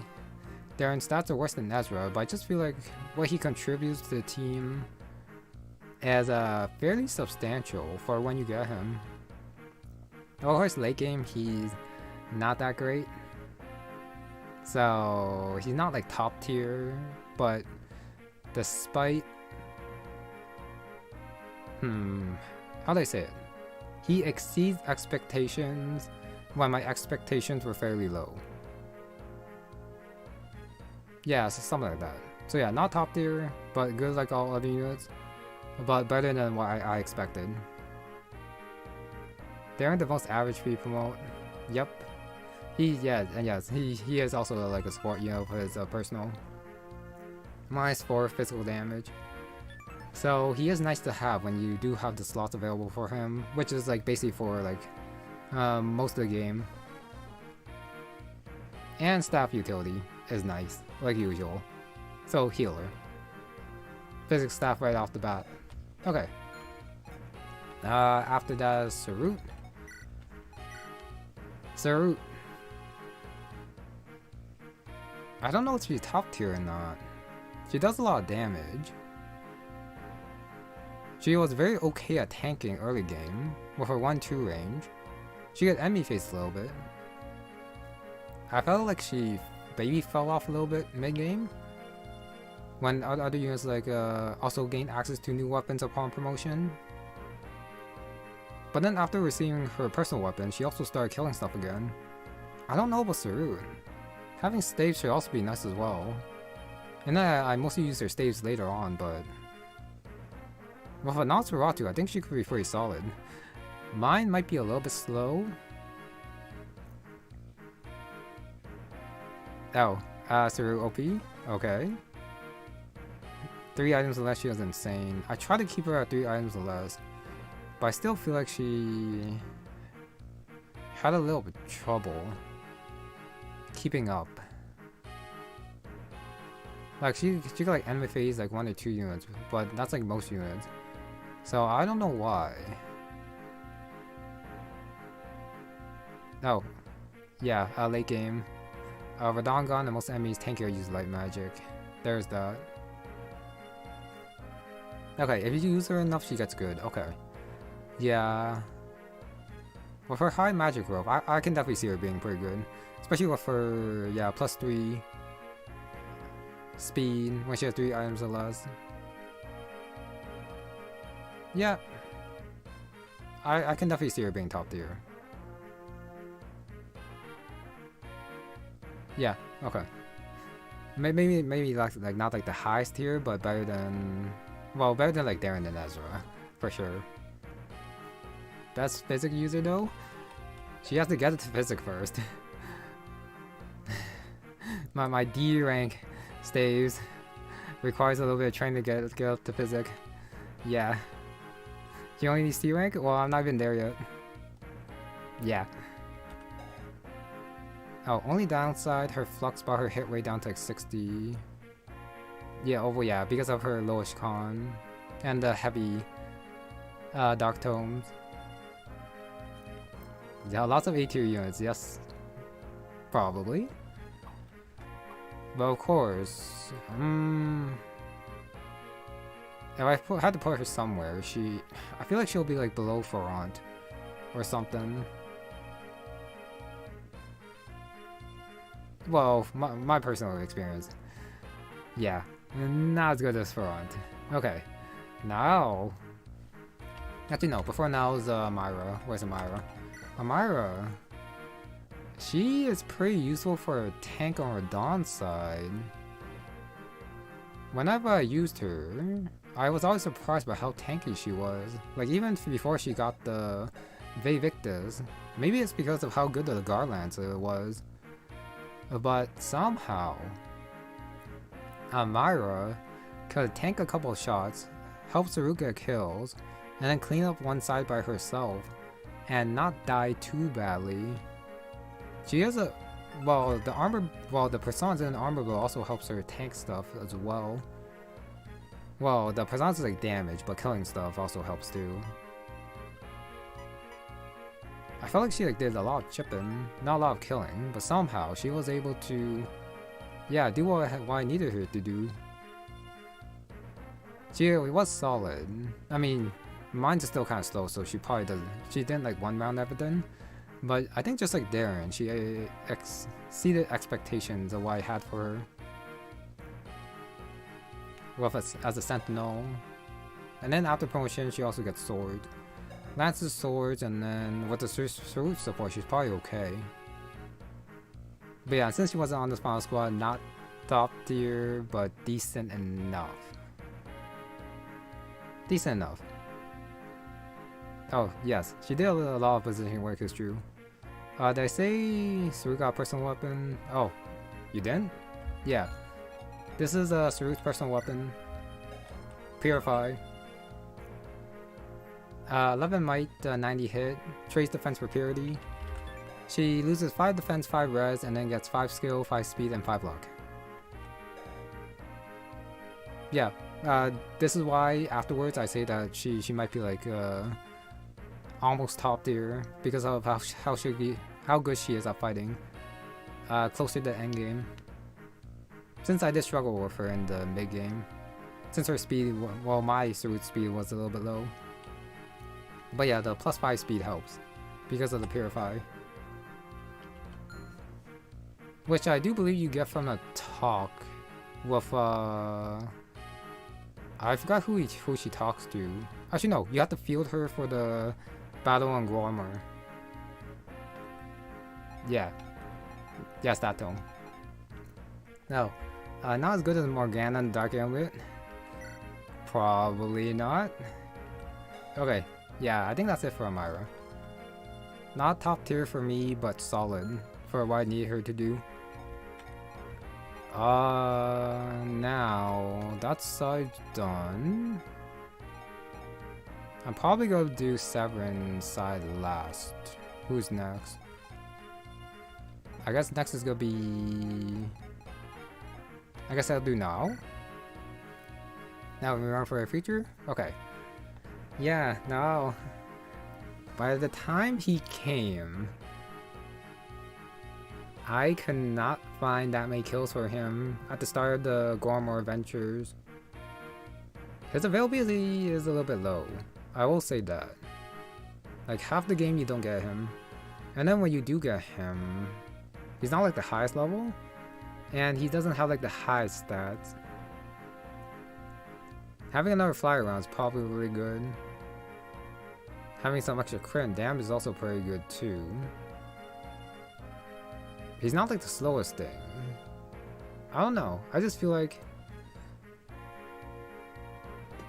Why train him when I can train Farah? And then why train him when I have other units to get the promotion when he joins? Since I do believe he comes at like level 10. Well, my other guys were like level 13, 14, 15. And I was like trying to get them to level 20. So then I had to like focus kills on them to get them to promotion, which is why I did have to not focus on now. No, he's tanky, hits hard, versus feels like a liability. He's there to get Mayron, interesting. Okay. Oh, Maya Mercer far wants your Storm Guards. That's also true. But of course, my Maya didn't need one since she never saw any of the fighting. It was mainly Mercer. Who, yeah, it's almost the fighting, which is why I need one for him. If you focus stuff on now, having well, I guess he's like in the same boat as Faro. Since his growth are, I think he has comparable growth to Faro. Yeah, same boat. I think he does need a little bit of babysitting to be able to become a monster, but he does have the potential to become a monster. Since he does get basically a crit and also extra damage. So yeah, I think he's supposed to be like a crit machine. I think with the right supports and with enough levels, you're supposed to give him a killer lance, and then you're supposed to go in and like crit everything. I think is how he's supposed to be played. With a little bit low health. Oh, Brave Lance is probably a blessing for now.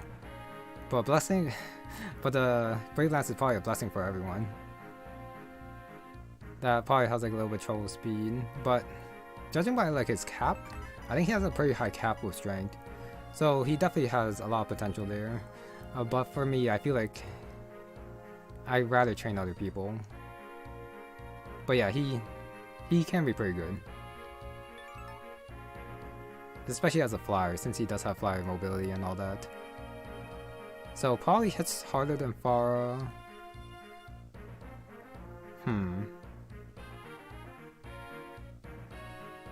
Yeah, okay.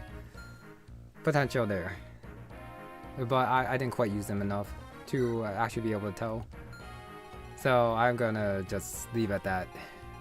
And then yeah, experiences may vary depending on which characters you're focusing on and if you need him to kill stuff or not, which I did not. Okay. Oh, Gallon struggles to hit with it. He tried. Yeah, Sprayer has. Well, I mean, that's why Frost Lance is her personal weapon. I mean, her Frost Spear. I don't remember it being brave though in the Dark Amulet, which is why it was a surprise seeing it being brave and Reaver in this game. Okay, after now, I should be almost done with like the characters that don't join like super late or super randomly. Probably not. Then I guess I'll do 7 side. Actually no, I guess I'll do draw first. Yeah, I'll do draw for Rivka, and then afterwards I'll go to 7 side. Draw. Resolve. I think Resolve is a meme. If you have to depend on Resolve to get your damage and your speed up, I think you're better off just using other units. Draw comes after now, and then now stats are probably comparable to Draw's. I mean, he is from the first game, so there are probably people biased who play the Dark Amulet who wants to use Draw. But I don't think he's that good. Arrows and axes, well, but having bows is nice. But at the same time, a Draw kinda just a body there to tank a couple things, and that's about it. Draw is the strongest man alive, no? Okay, yeah, it was not, sorry, the Frost Spear is not brave. The generic S-rank lance from the Dark Amulet which have the spear personal weapons, that's fine. That's just how it is. As the S-rank lance should be super strong. Since it is S-rank. Yeah, they should be strong. Oh, Charles lives as he talk, great. Did not need to remember that. But yeah, Joel. Is he the worst unit in the game? Would it be fair to say that he's the worst unit in the game? He might be. He might be. Unless if you get like a super cursed Pharah. But other than that, I don't think Drog brings up enough utility. Since he also doesn't get a personal weapon either, unless if I missed a personal weapon. But I'm sorry, Draw. Oh, correction, Charm is the strongest man alive now? That might also be true. Instead of Draw. Alright, Rivka. Comes super late. But her stats are actually not that bad. 25 speed, 19 strength. But by the time you get the... Well, no, even when you get to like late game, these stats are still serviceable. And she does have axe. Oh yeah, S-rank axes and A-rank bow, so she does have access to like the S-rank axe if you need it. And then she doesn't really need training, but her ability does suck. It sucks so bad. So yeah, Rivka's stats are okay. But yeah, her availability, huge problem. And her stats don't make up for that. They're good, but it's not like they're the highest tier ever. So yeah, sorry Rivka, but you're there. Okay, so that's done. And then... Well, since I did Rivka and Draw, I guess it's Hilda. Hilda, you're...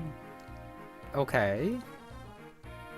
I had a little bit of trouble using you since you were not actually that tanky as a paladin. And before your Queensland, you were in trouble dying to a couple people.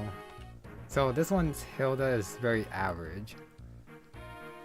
Which is, I guess, how most people might have experienced her in the Dark Amulet. Just average.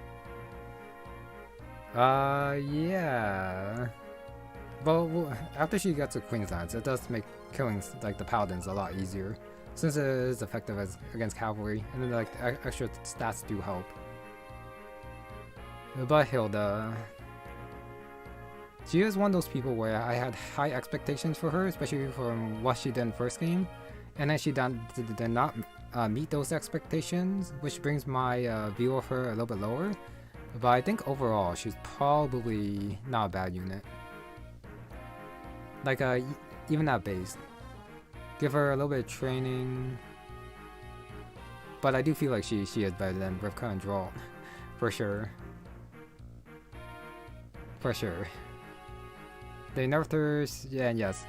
I think decent is probably like the right word for her. Hilda looks very pretty. Yep, she had that very, very nice glow up. Just like Eleanor did as well. Oh yeah. Well, I guess Eleanor is in like the same boat as Isaac. Dancer, muzzle user. She has access to swords, but sorry, no one cares about that.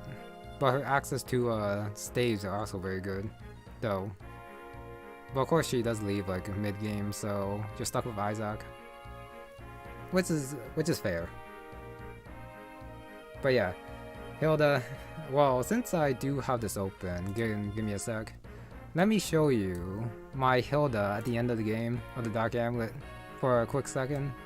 Alright, 2023, 14, 12. And this is my Hilda. Where is she? Capped Hilda, 25, 26, 24 defense. Yeah. This is my Hilda right here. And I do believe she has an extra skill. Yeah, with her spur speed. But she definitely had to glow up in the... yeah. In the Shadow of Dawn over the Dark Amulet, where she does look very, very young here. Which is nice. Oh, getting a mature Hilda next game? Interesting. But yeah, this might be a blessed Hilda, but this is my Hilda. So this is what I'm gonna base my expectations on. And I did not get that, which is fine. Okay, but yeah, this is the... time to go back. Okay. Balance Hilda, next is... oh, I guess I should have showed off Alexius too. But it's the same thing. Alexius also looks very cool in the Shadow of Dawn, unlike his stats when he joins. He does still get his his potion, his perfume. But it still sucked when I still saw him, since I also had like very high expectations for him. And then I like saw him as a unpromoted mage. I was very disappointed.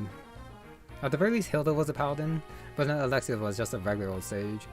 Sorry, mage. And then you have to like, train him again.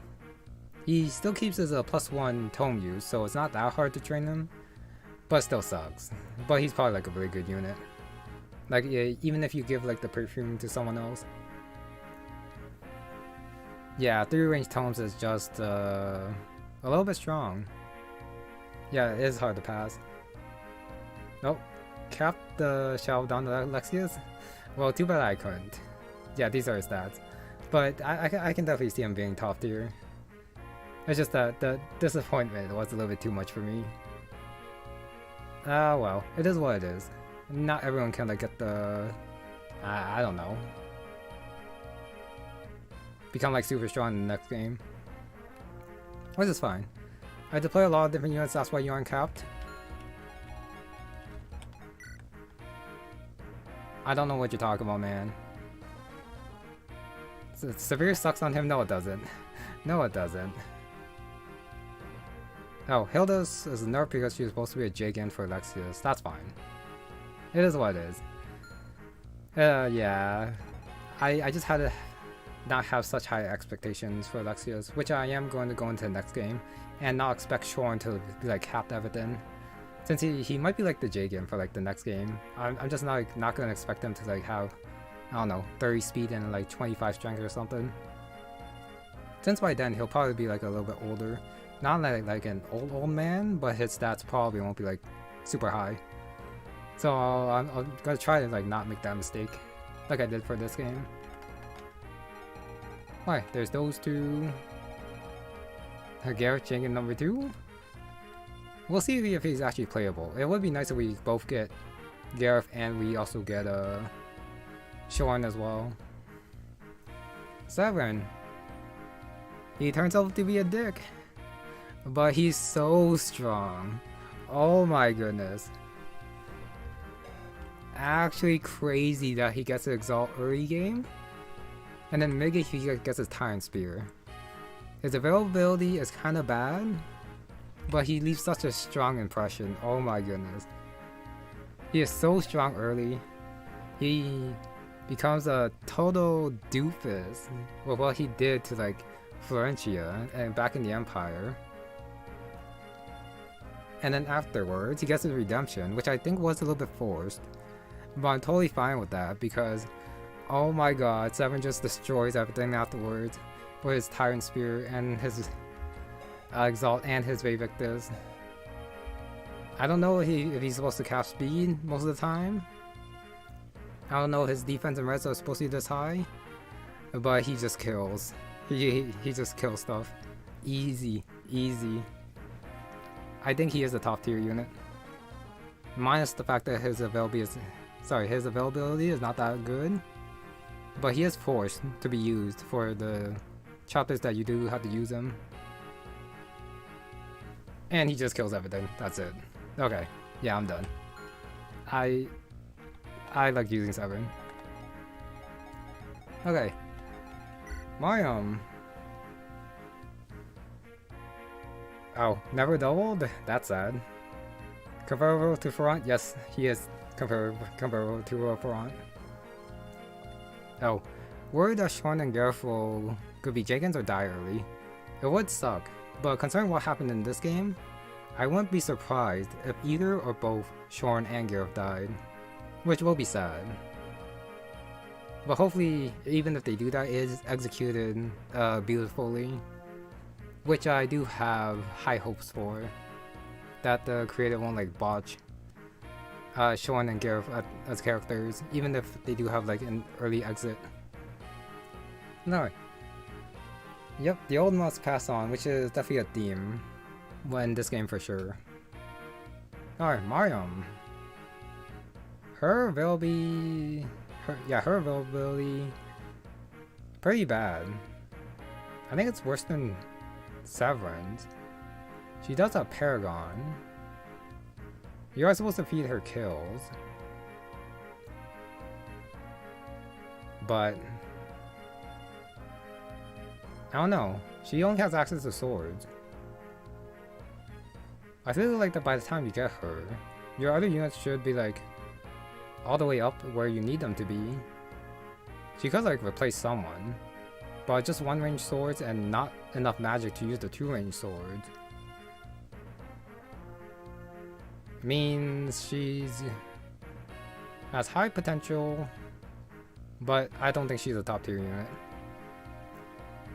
Yeah, probably not. Oh, Hilda and Isaac's A support confirmed that Katrine's returned the game in the third one. Katrine is the healer. Yes, her. I am a little bit surprised she's not here though. Just like how I was surprised that Leandra is not. Yeah, not the head of the Pantheon. I don't know. And instead of this though. Solok unit is not the best, but I'm biased. I am biased towards like Lin characters, but yeah, just having access to swords kind of sucks in this game. When so many other people have like access to like 1-2 range weapons. And why is she a Lin without bows? That feels bad. I think she'll probably be better if she did have access to bows. Make her be able to 2 range as well. And probably get kills a little bit safer with the Paragon. That would probably have helped. But either way, even if she did get bows, it wouldn't help her availability. So yeah, I would put her a tier under most other units. Of course, not as bad as Drought or Rivka, but I don't think the Paragon can save her from being like a not like A tier. Oh, enemy hit rates against Marin was like 5%. That's probably a good thing. But then if I want to dodge tank, I had Adriana. I had Cassandra to dodge tank late. And I also have Ferrant, Walter, and Severin to tank. So I didn't quite need her dodge tanking. But with her high luck and her high speed, yeah, I can definitely see her being a dodge tank. But yeah, her availability still sucks. Alright, those two are done, so I guess next is Theodore. Ferrant, yes, there's also the Ferrant Blood Axe Nosferatu tanking, which worked out until the Blood Axe broke. Theodora.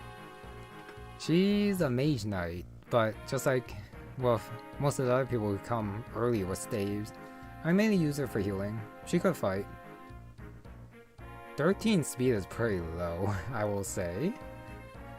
She does have high magic, so yeah, she was mainly a healer, so she did her job. And she could kill most enemies early on, which is not a bad thing, since she does have access to like the tomes. And a lot of the like earlier enemies don't have that much res, so she's not bad early. It's just that late game, I'd rather not use her with her 33 HP, 9 defense, 13 speed. But yeah, a healer, mainly. That's about it. Her getting Lance Breaker didn't really change much. Lance Breaker underrated? Like I said, I mainly use her for healing. I did not need her to like tank Lance units when Ferrant did that for breakfast every time. And then there was also like the other people in Cassandra's side who will also tank since Ferrant switches over midway through. And then Ferrant did like most of the tanking, and then Randall and Adriana basically did like the same thing too. 7 con low speed, can't use anything besides Thundertones, but Thundertones is pretty good. And that's all she needs anyways. To like one round most of like the earlier enemies. So yeah, she's okay. And then if you really need her too, she can like tank the lance enemies, but yeah, that's only like one weapon like all of them. So she's totally fine. Maya also only needed to use the Thunder Tome. Correct. I only gave her a Fire Tome though. But well, no, I guess being mounted is not bad with that extra move. But the fire utility is arguably better. Well, rather than arguably, I think it is objectively better. Yeah, there's Theodora. Graph. You come to us very late.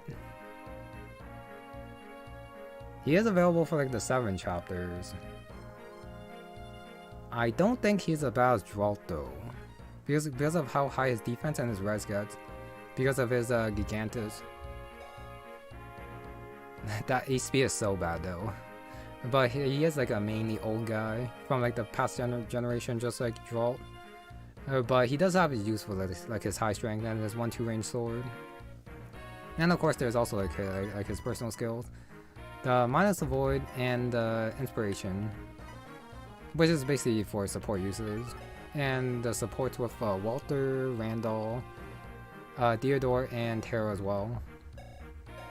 So yeah, he's bad, but not that bad.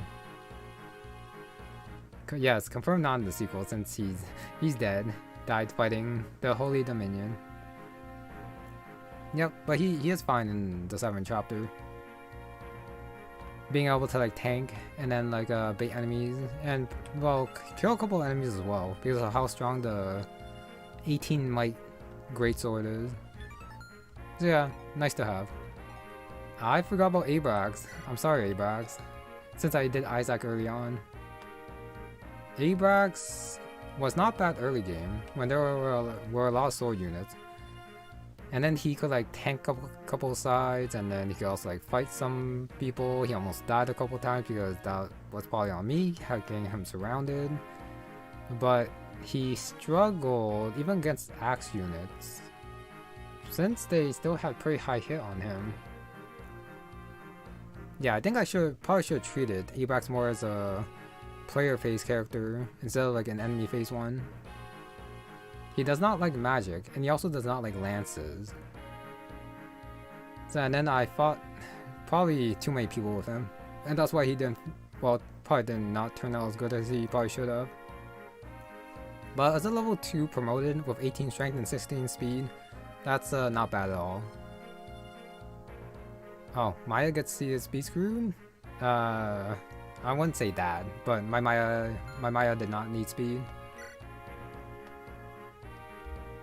Oh, Abrax is a bit forgetful, wanted his Isaac support, show more of him. Oh yeah, swords and axes can't touch him, but I also didn't get him like that many supports. He did get the Myra and the Now one, but I didn't feel them that much, so yeah, being locked to swords, no magic. Bad against magic, bad against lances. I just couldn't justify using him. Like over my other units. I'm sorry, Abrax. I could definitely see you being able to like dodge tank certain enemies and probably like having a lot of strength growth, but I like my other characters more. I'm sorry, Abrax, but objectively I think you're good. Maybe A tier even, especially if if you do be used, but not for me. But I probably would not say he's bad. Okay, I see. Yeah, some people end up like him, and I can probably see why. Almost done. Yes, almost done. Just give me a quick second.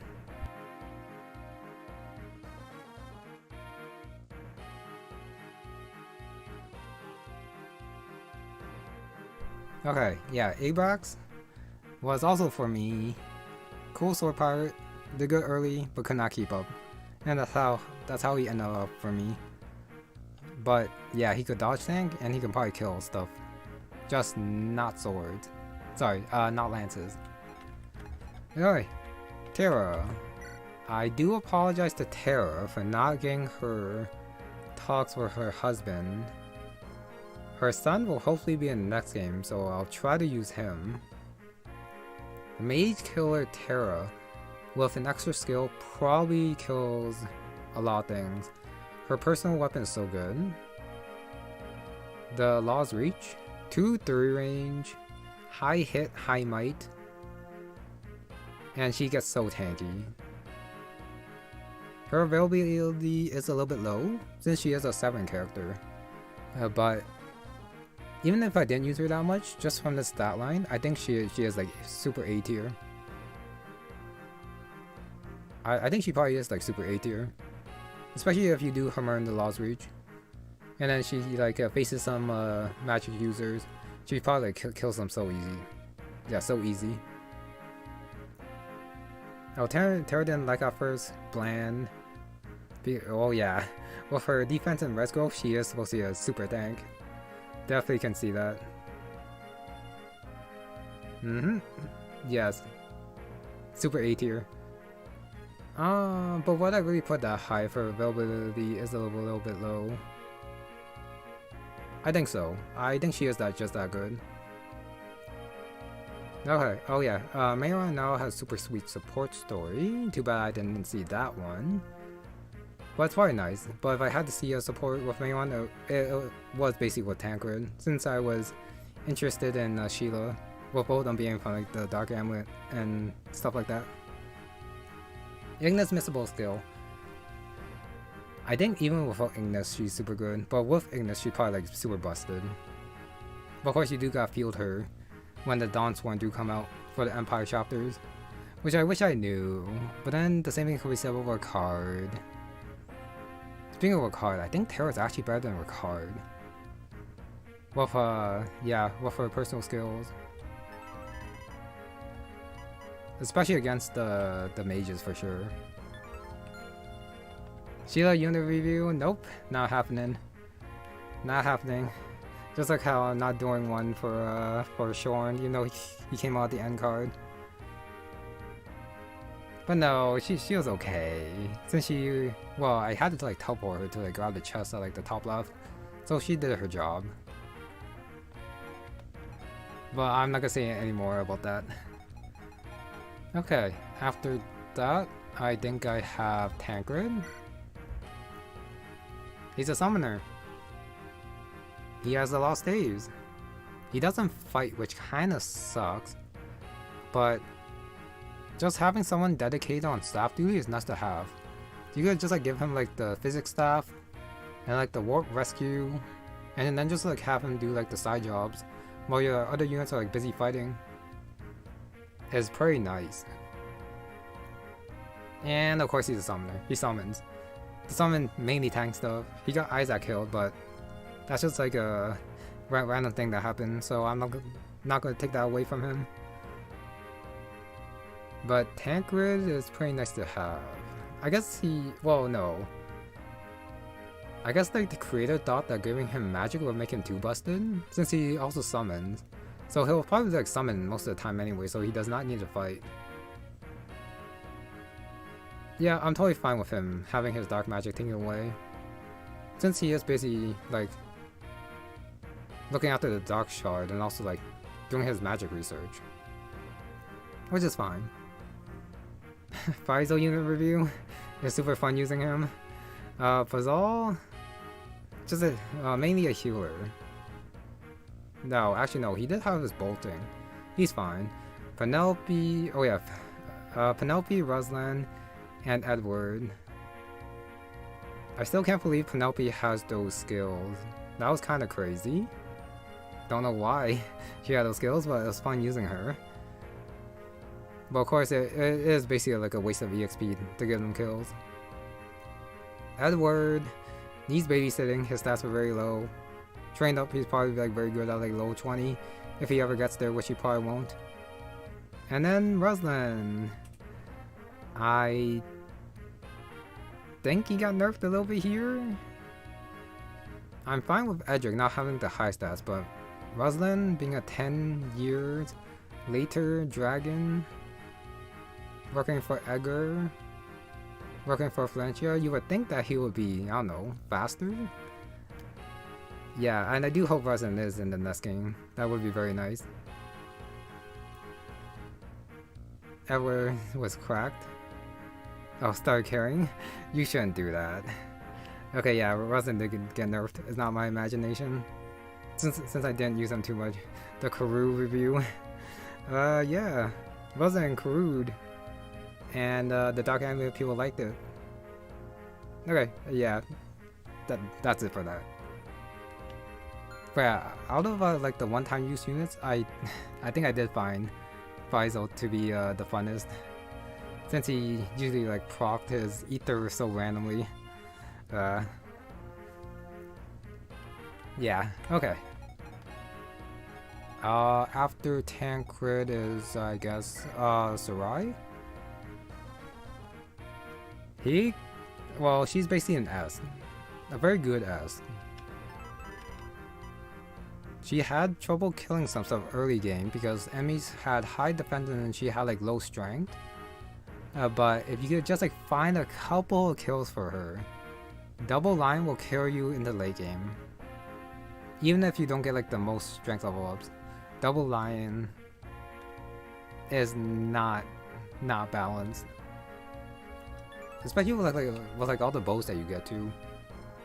Because some bows are like for Radon, but and then some bows were for Mercer, but the rest went to Sarai. 70 speed growth is a little bit overkill. 45 strength growth is where it's at. That's a very decent strength growth for a person with double line. Instant S tier. Yeah. Since early game, even if she doesn't kill, you just gotta like train her bow rank to be able to like use the stronger bows, and then after she gets stronger bows, she just like doubles with it, and then eventually she'll like quadruple with it. So I think she is top tier, but not top tier because of how much babying you do need to do for her when you do get her. But her payoff, I think, is like the highest in the game. Before what she gonna like provide in the late game. Yeah, Brave Bow, 8 hits with double lines, very nice. Oh, wait a sec. Sorry, I just saw it. If you get Resident 8 support, you find out a lot about him. No, okay. So it's gonna be like a lot of crewing, but I guess the other characters talk about it themselves. So that's nice to have for Roslyn. Hopefully he makes a return in like the next game. So many people need to come back in the next game. 8 hits, 4 hits. Same thing. No, but it's 4 hits. But I guess it'll be like 8 hits on enemy phase as well or something. Severin just built different, he is.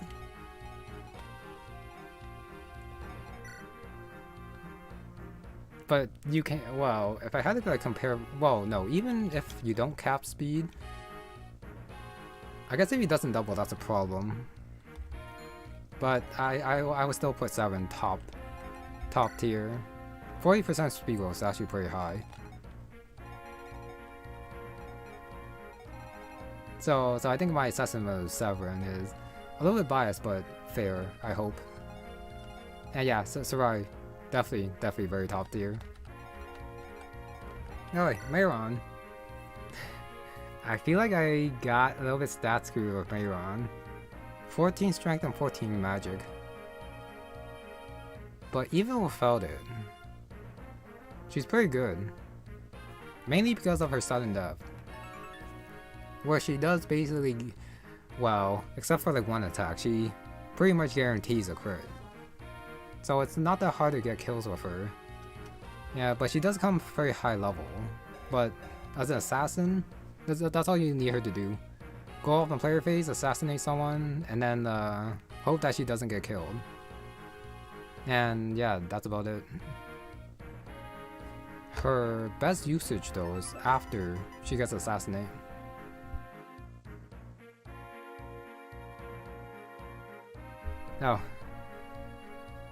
Oh, do you mind if if you say it wasn't spoiled from the sports? Yep, that's completely fine. Since yeah, I'm done playing through this game, so any spoilers at the end is fine. Now, Mayron best assassin with a lethality, true. Yeah, with with assassinate, she doesn't even have to worry about the counterattack after. So I think she does work best with the Arushale, which I did give her for like a little bit. So if you need her to, she can like double crit with the assassinate to guarantee a kill, or she can like go against like the angels with the Arushale, assassinate them, get an extra move, and then assassinate another person, or just run back to safety if you need her to late game. Her availability is low since she's also a seeker character, since she can be missed if you don't talk to her with now. But I think with her strength probably shouldn't be this low, but she can take down most enemies just fine with assassinate and with the sudden death. So but her availability is a little bit lower and not good enough to justify the super top tier. So maybe she's like lower A tier, I think. Or barely non-A tier.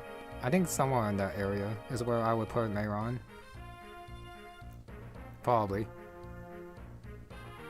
Oh, the crewing is fake.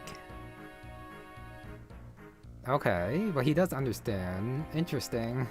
He can talk. Interesting. Oh, conscripted units are rare, yep. Since you do mainly get like most of the units. But then Mayron like gets forced to join. But she is missable. But yeah, I found her pretty fun to use. Without the Arushale and without the sudden death though, I think she's not that good by the time she joins. But the fact that you do, well, you are guaranteed the sudden death if you do get her. And I think the sudden death alone, since it is her personal weapon, does, yeah, raise her enough to be like a lower top tier, I think. And that should be it, unless if I missed someone. I guess I also got to do the top 4 as well. But that should be everyone at the bottom. Just looking through it, I think I did. Well, I say that and then I missed. I missed like Ezra a couple times. Oh yeah, she can also steal full inventory. I don't know why only she can do that. But I don't actually count that for her. You know, I did mess up my inventory steal management a couple of times, but I think for like the average player, it's not that much of a problem. Since you do have like access to like supply on both sides, so it's not that hard to like empty an inventory slot if you have to. So yeah, that's just a nice feature she has. Okay, Freya, you're fast. Available for like the last couple chapters. I do like the Frost Spear. It is nice to have since it is brave. But other than that, she is just like the Edric support. Flying. Can kill a couple things. Not the tankiest. But she's okay. Yeah, just like the other 3. Miley, if I didn't give her the strength boosters, I think she won't have killed that easily. I do like the Kiss of Death. It's fun to have it again. But I think Mercer, well, my Mercer definitely outshined her. But she can definitely kill some stuff with the Kiss of Death, with the high crit, just like in the Dark Amulet. But yeah, she's okay like Freya. Miley never missed, that's true. But, did she get nerfed from the first game? No, I think these stats are comparable. On average, I think. Especially since she can also grow a bit too. She's probably fine. I think she's... but... well, no, she's probably on par with Freya. Because of the Frost Spear. But having a 2-3 range bow is definitely not bad.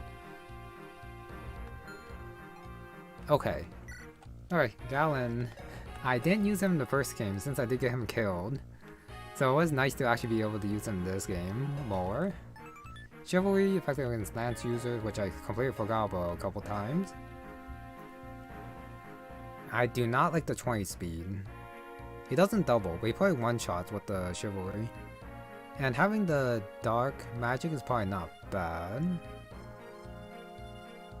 Oh, Calf Chink and Dark Amulet? Yes. But this Miley's got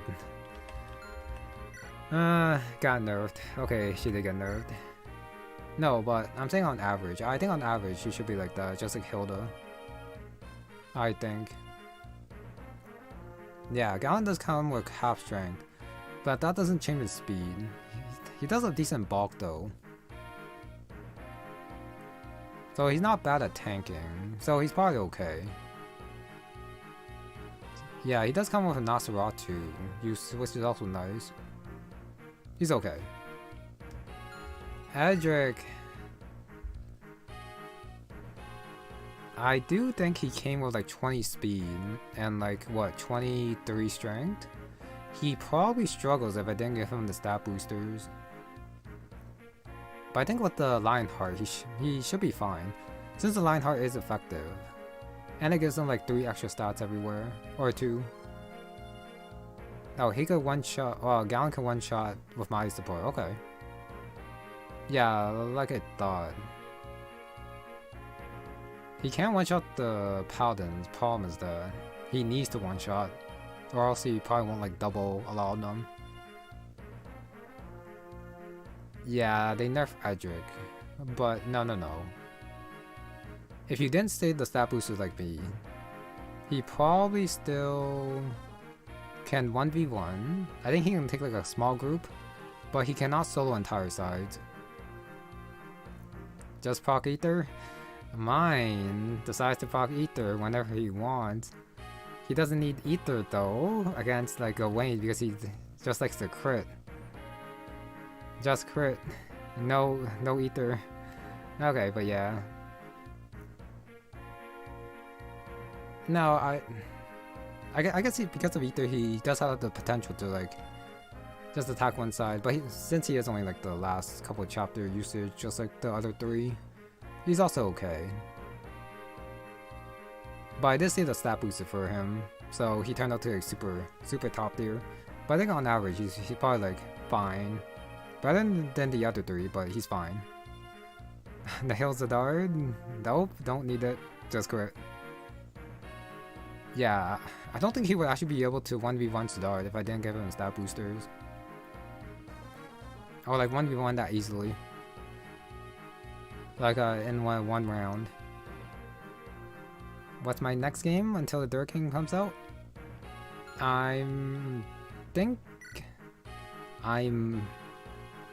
It might be the Unknown Saga.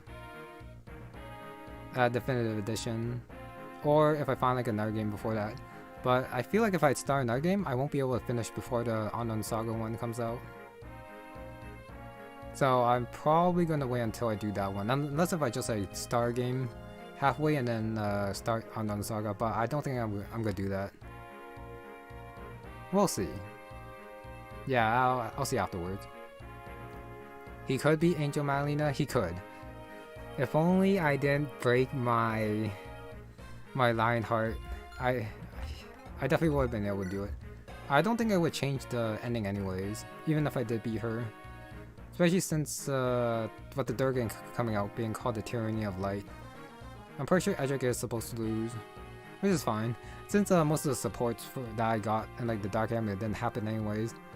Like my Edric and Julia didn't happen, which is fine. Oh, Hag and White? Okay, I might play... Well, since a lot of people are recommending the Haggle and White, I might do that after the Definitive Edition. So I might do that like afterwards. So it might not be a while before I get to that game. But I might also go back to the Dewey Call, since I did get a comment a couple of weeks ago from like the creator saying that the game is finished, and that I might have to like check that out again. Since I did like do a sneak preview when it first came out, like as a earlier version with bugs and everything, so I might just go back to that and see if it's like worth playing. Oh, you get a game over, you beat Madalena. Okay. Eligor Spear, quick lunatic Iron Man. I'm gonna lose so quickly. Unless if I play like the nerf version. I still have like the super difficult version of a route, which I might just show off for fun. Like the super unnerfed, super difficult edition of Eligor Spear A-Route. Or I might just do like the one that has both routes and then just do A-Route. A quick Iron Man of that, I don't know. I don't think I'm gonna be able to beat it. It's so hard. But yeah, okay. That's it. Eligor Spear, haven't played that yet. It's not for the faint of heart. I find it super fun, but I could see why some people might not like it. Tight gameplay. And I will say like the story of the Eligor Spear isn't like top tier writing. but it's still good enough. But yeah, tight gameplay I think barely describes how difficult like the highest difficulty is. But I think if you haven't tried it, you should play it. It opened my eyes as to like how difficult Fire Emblem can be, while still being like fair enough that you do think it is still beatable.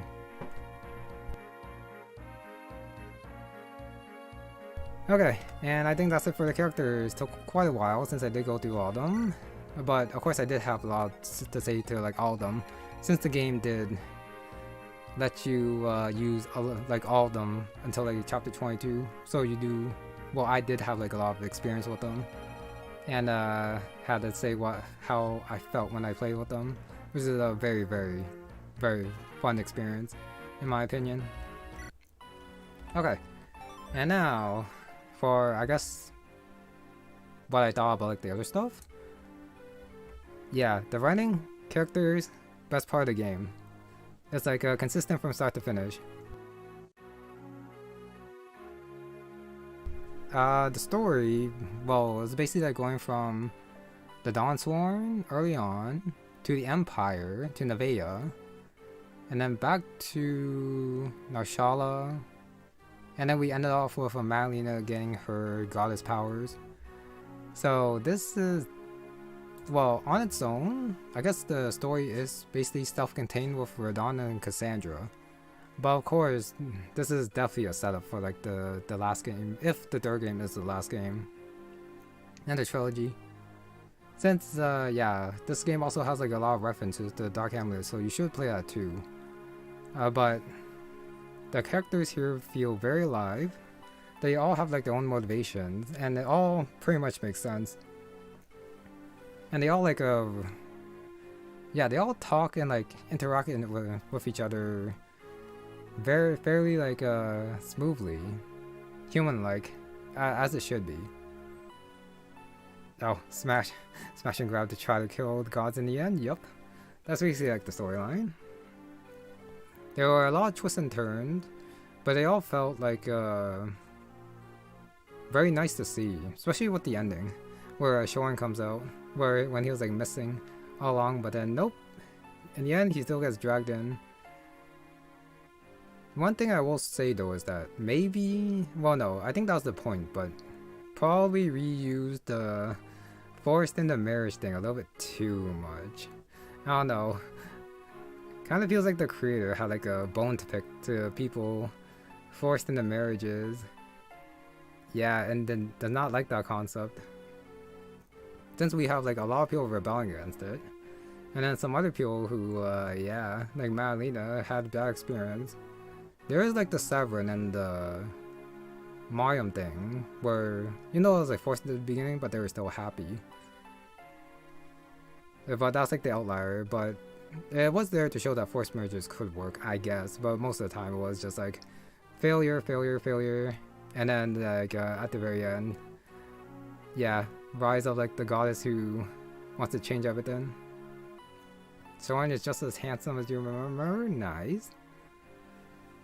Yeah, but like other than like the marriage thing, yeah, the conversations I think did flow more naturally in this game than like the first game.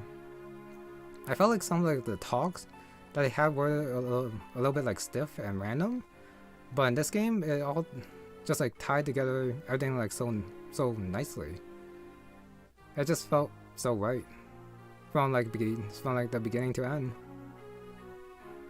Yeah, and then like all the sports, you get to see like another side of the characters, which I was heavily invested in all of them. They were all unique. They all had their own thing to bring to the table.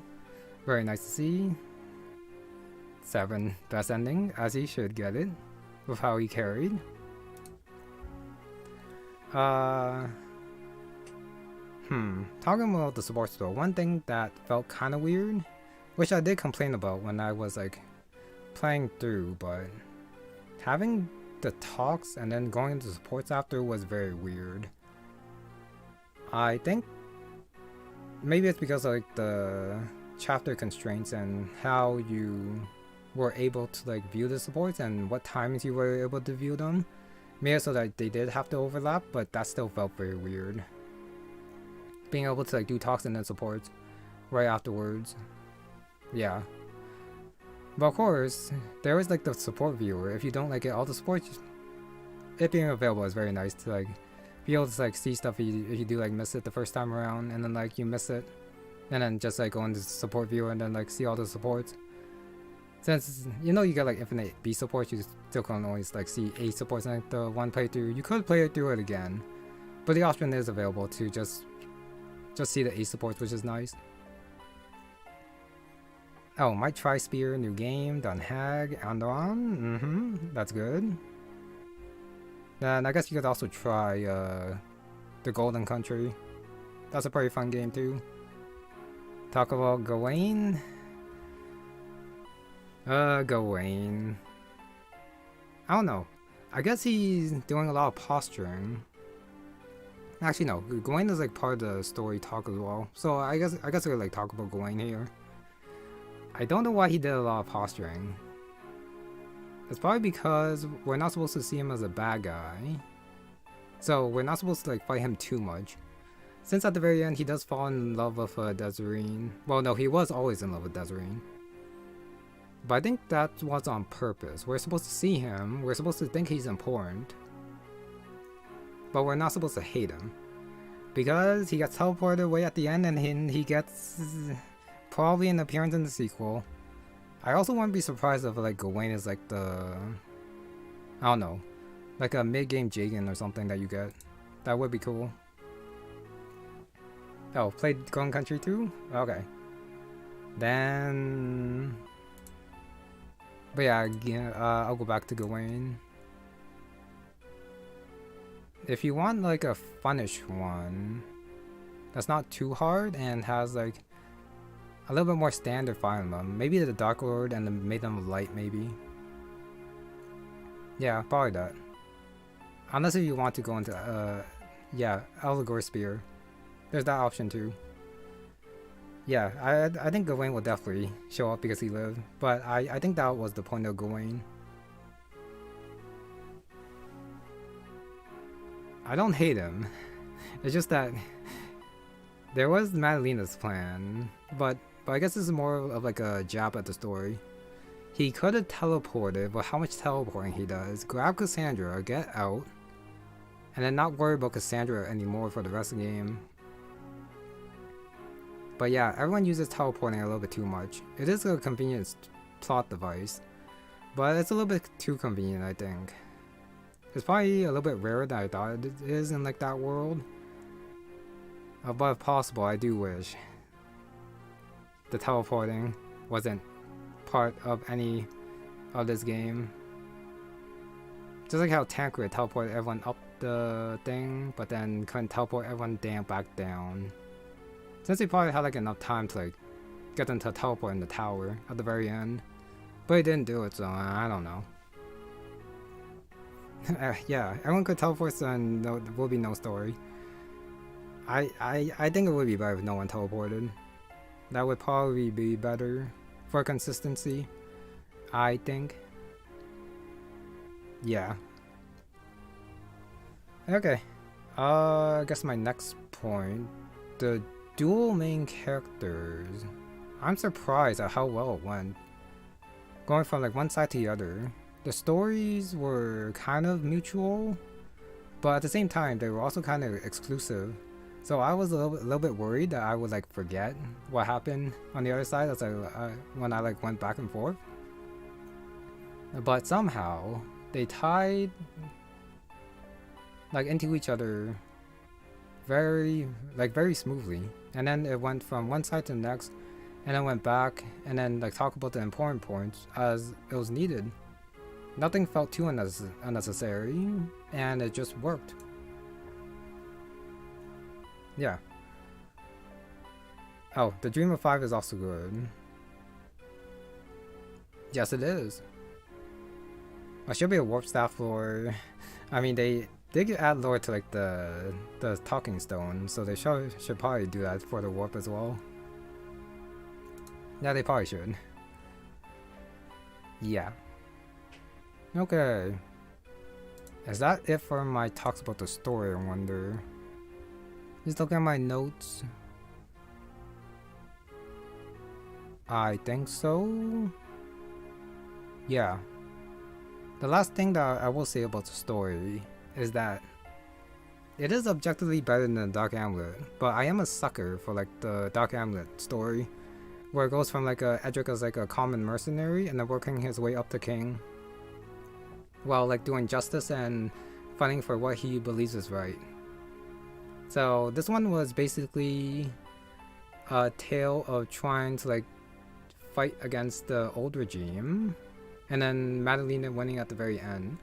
But it's basically Cassandra trying to escape her fate, and then Radon trying to like stop Histefel and his century-old reign on the Empire, and then trying to ascend to godhood, trying to like keep the old ways. But then there is like a kind of like new way with like the out with the old and in with the new.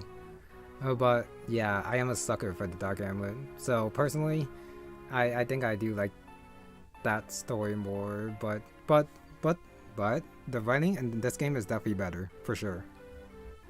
There's no argument there. Edric having a rivalry with Phoenix, yes, with Phoenix was also cool.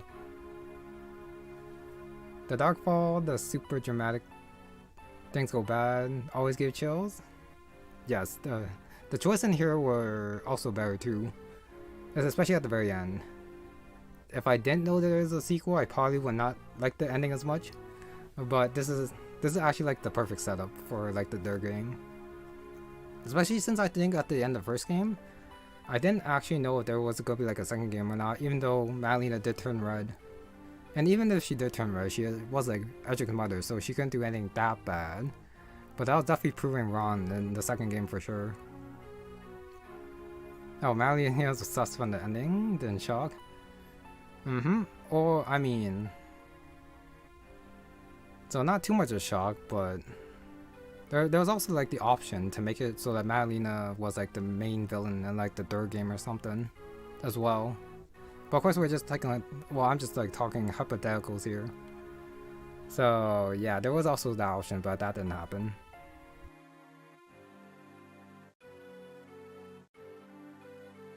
Yeah. Okay, I can definitely see, well, that's also part of the reason, Axel, why I still feel like I do like the Dark Amulet ending as like a self-contained story more than this one.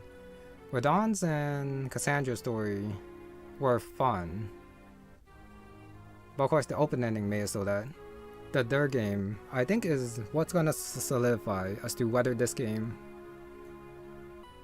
will be able to top the first game, I think, in terms of like my overall enjoyment of the story. Yep. Okay. So I think that's the story that I need to talk about. The forced deployment of characters for 22 chapters. Some people might not like that. Personally, I do like it. If you've like seen my other playthroughs, I try to use everyone as much as I can, and then I try to see as many supports as I can. So being forced to use everyone is, in my opinion, a positive. And the dual like MC thing did help to facilitate that without having the like parties being too large, and then keeping gameplay still pretty, well, on average, fairly like small maps. Yeah. Gave all of them a chance to shine, and then you could use all of them. You know, late game you still have like the trouble of only choosing a couple units, but by then I think you'll probably still like had your fill of all the units, and then you can just like choose your favorite ones for the very end, which I think is fair. Yeah. 32 Anazar, yeah, that's a lot. Edric was pretty much an uplog, as he should be. That's pretty fine. The playable characters in this game was handled a lot better than most Fire Emblems. Improved version of the Radiant Dawn party system. An improved version of Radiant Dawn. Well, it's like the different acts. Unlike Radiant Dawn though, you do switch like back and forth, so you do use everyone. So, well, yeah, I guess it is improved, since there is more chances to use everyone for sure. Jolt and Shine, I was forced to use him though, but I think he can like be counted as like the same. Well, no, I did use him a little bit, but after seeing his stats, I'm just like, nah, I'd rather use the new characters in the Shadow Dawn. I'd rather do that.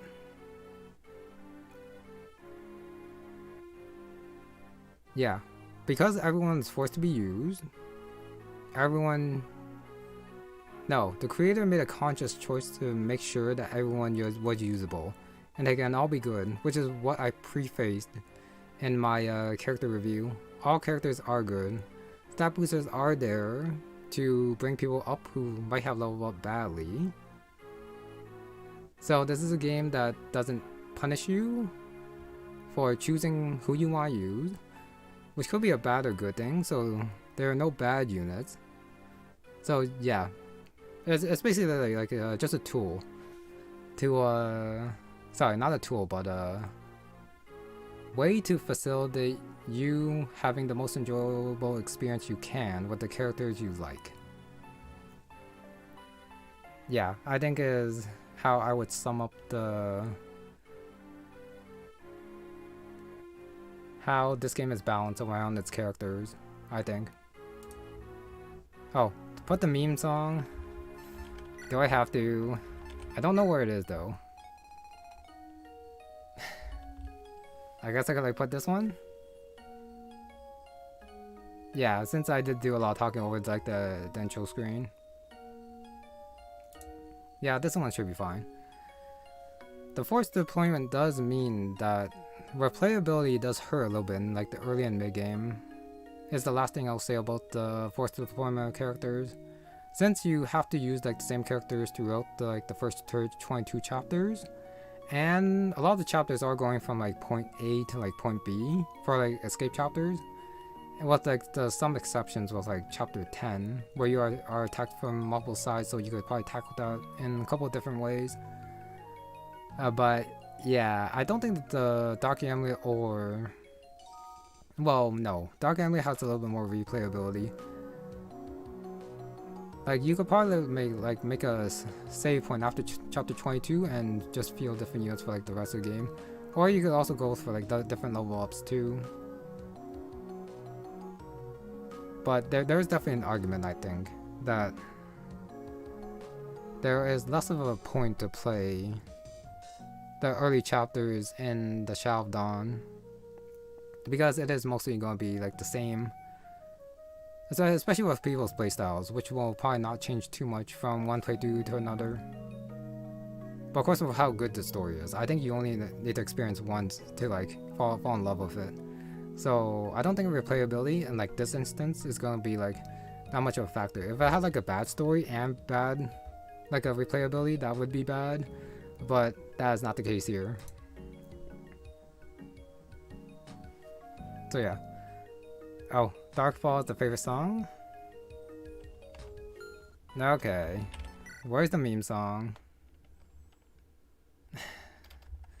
Let me see. Trying to find Darkfall. Or you could tell me like which number it is.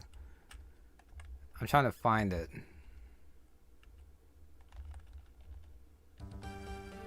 Or I might just play Chasing Daybreak, since I do love Chasing Daybreak. The final chapter not having a specific objective, only defend, was kind of weird. Oh yeah. All the different, well, the later chapters, which only had defend and then tell you the time limit, was a little bit mean. Like the Edric chapter where he like surrounded while facing the Empire. You didn't know when it was ended. Oh, here it is. Dusk Falls? I'm pretty sure it's Dusk Falls. But yeah, I'd rather have a time limit, so I'm not just waiting around. But I guess that does add a little bit to the suspense. Or I'm just a little bit used to turn limits being like spelled out for you. And it might be like the standard going forward, where they do leave as a surprise, which is probably like not a bad thing. Now, 14. Unless if I missed it, which I could have. Dawn and You, Grand Finale. Oh, this one. Alright, this one, sure. Yeah. That should. I think that's it. Which is only like a minor gripe. For those who like to like replay their games and like have like different experiences with different characters and different layouts. But it's just like a small thing compared to like the great story and the great gameplay the first time around. So just something very minor to keep in mind. Okay. Next is difficulty. For me, it felt very well because I do like my hacks a little bit harder. I do feel like the difficulty leans a little bit more on the easier side. But I think for like the average player, I think it's probably fair and balanced. Not too hard, but maybe a little bit hard, but not easy.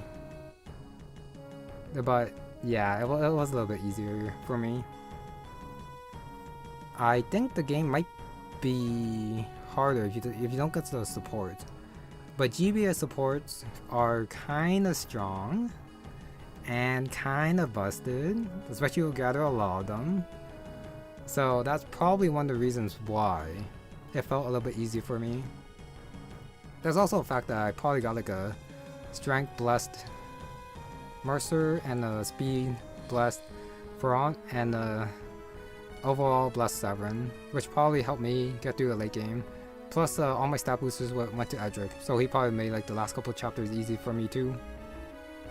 But yeah, I'm not gonna say like the game's like super easy or anything. I can definitely see like the angels giving some people trouble, especially if they don't have like my A team to help counter some of the enemies for sure. And like some of the tools, like if they use like all of like the maelstrom or something. Average difficulties, few spikes in a map or two is not wrong. But yeah, I do think the late game in this game is definitely harder than the Dark Amulet, which I think see, which was like one of the goals of the creator of this hack, in order to like make a mid-late game not as easy as like the first game, and then make the early game a little bit easier, which I think was done very well. First defend map is the hardest. I think that too. When you don't have like too many units that are like busted, but you do have enough to like get through it. I mean, I probably did it the hard way, where I like spread all my units out. You were probably supposed to like trap yourself in like the throne room, but I kind of had fun in like the bottom right somehow. And then I had like depend on Ferrant to like bail me out a lot of times, and then he thankfully did. Okay, Randall is insane, 3 friends with B's and A's always. I do want to imagine what this game might feel like if you actually went through the game without support. How hard would it be to like fight everything, I wonder? I think my Mercer and my Severin wouldn't have trouble, but I think even my Ferrant would have had a little bit of trouble without the Walter A support. So it would be like probably very hard for whole supports, but yeah, it is probably balanced at the very least around like 1 or 2 supports to help carry you through like the late game, which is fine because yeah, when you do play Fire Emblem, you do also try to like, get as many supports as you can, which is part of the gameplay. Okay. Chapter 10 was probably my favorite. The defend map with not too many resources. but still being able to kill all stuff. I do wonder if you are able to, well, who was able to kill Gawain? And maybe before, well, maybe, sorry, kill before and maybe Gawain. Maybe. Maybe. Another thing that I saw, like the creator say, was try like tone down the reinforcements, which I think was done fairly well. I did get annoyed at like some of the reinforcements, but that's only because I was streaming, and I didn't like want to be bogged down by them by too much. But now that I look back at it, they mainly came in like small groups, so just needed like a little bit of time to like go and handle them, and then afterwards go back to like the charge. So reinforcements were done, I think, better, not endless, but they were enough there to like hinder your progress and make them a threat. And then you did have to take care of them if you do want to like move forward, which I think was a totally good thing. No ambush spawns nerf. I think there was like one ambush spawn, because I think I finished some enemies on like enemy phase, so then they just like came out and moved, but that was about it, I think. So yeah, no ambush spawns, well, mostly no ambush spawns is nice. Oh, Edric is still solo, but I think he needs stat boosters. Now, one gripe of Unknown Saga is the reinforcement.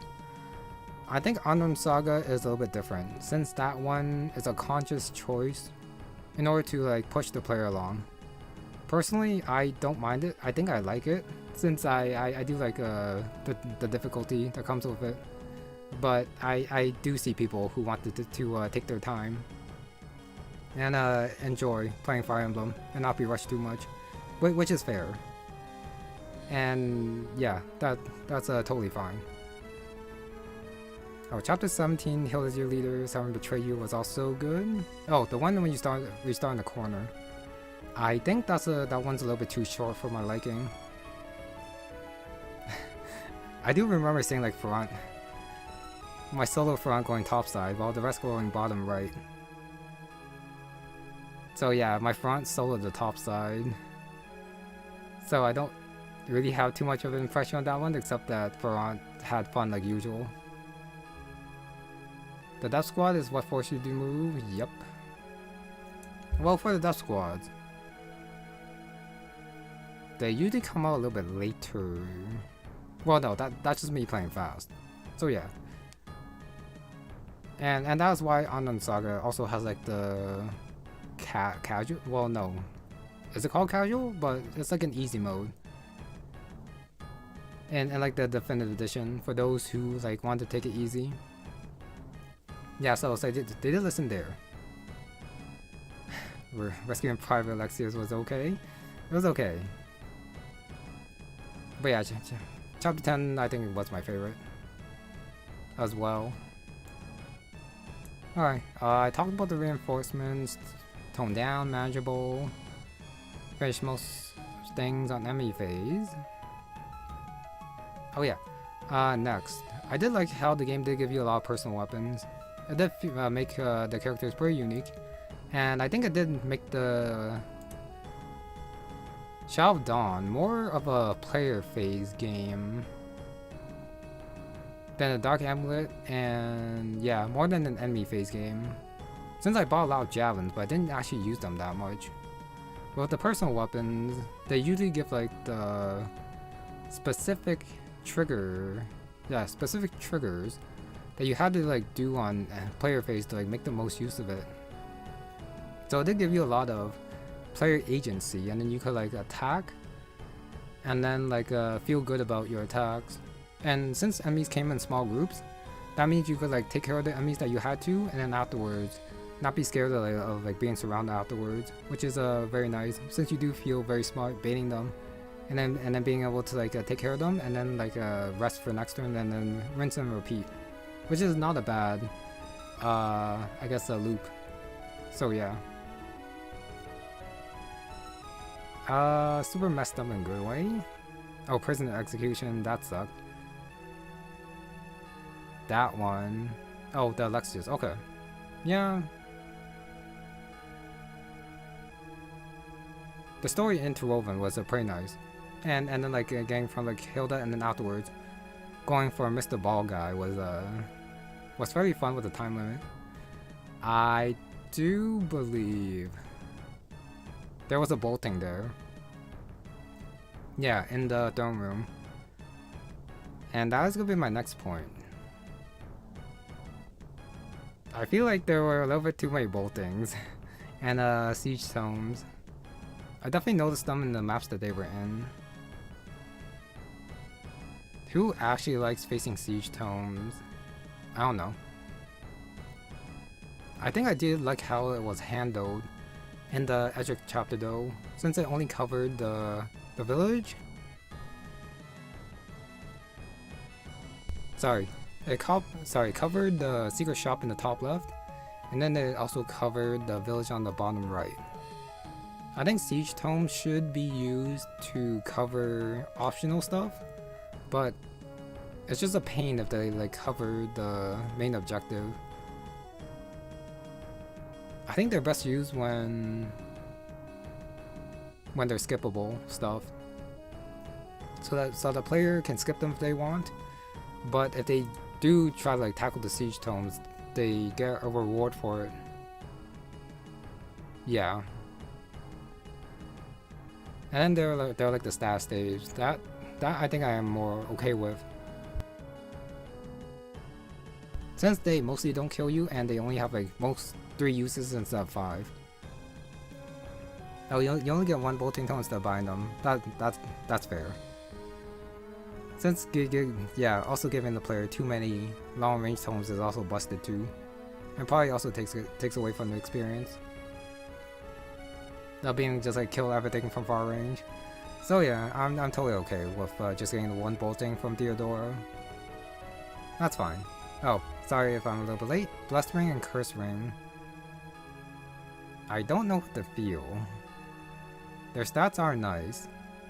You get them from villages, so you don't need them. And I'm not sure what it means for next game.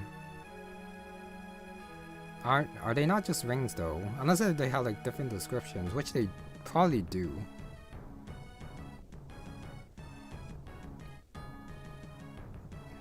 I want to say they're not related to next game, and that they might just be there for extra stats. But it is a little bit interesting that they are in the villages. I guess I should double check. No wonder I defeated the Dark Siege weapon.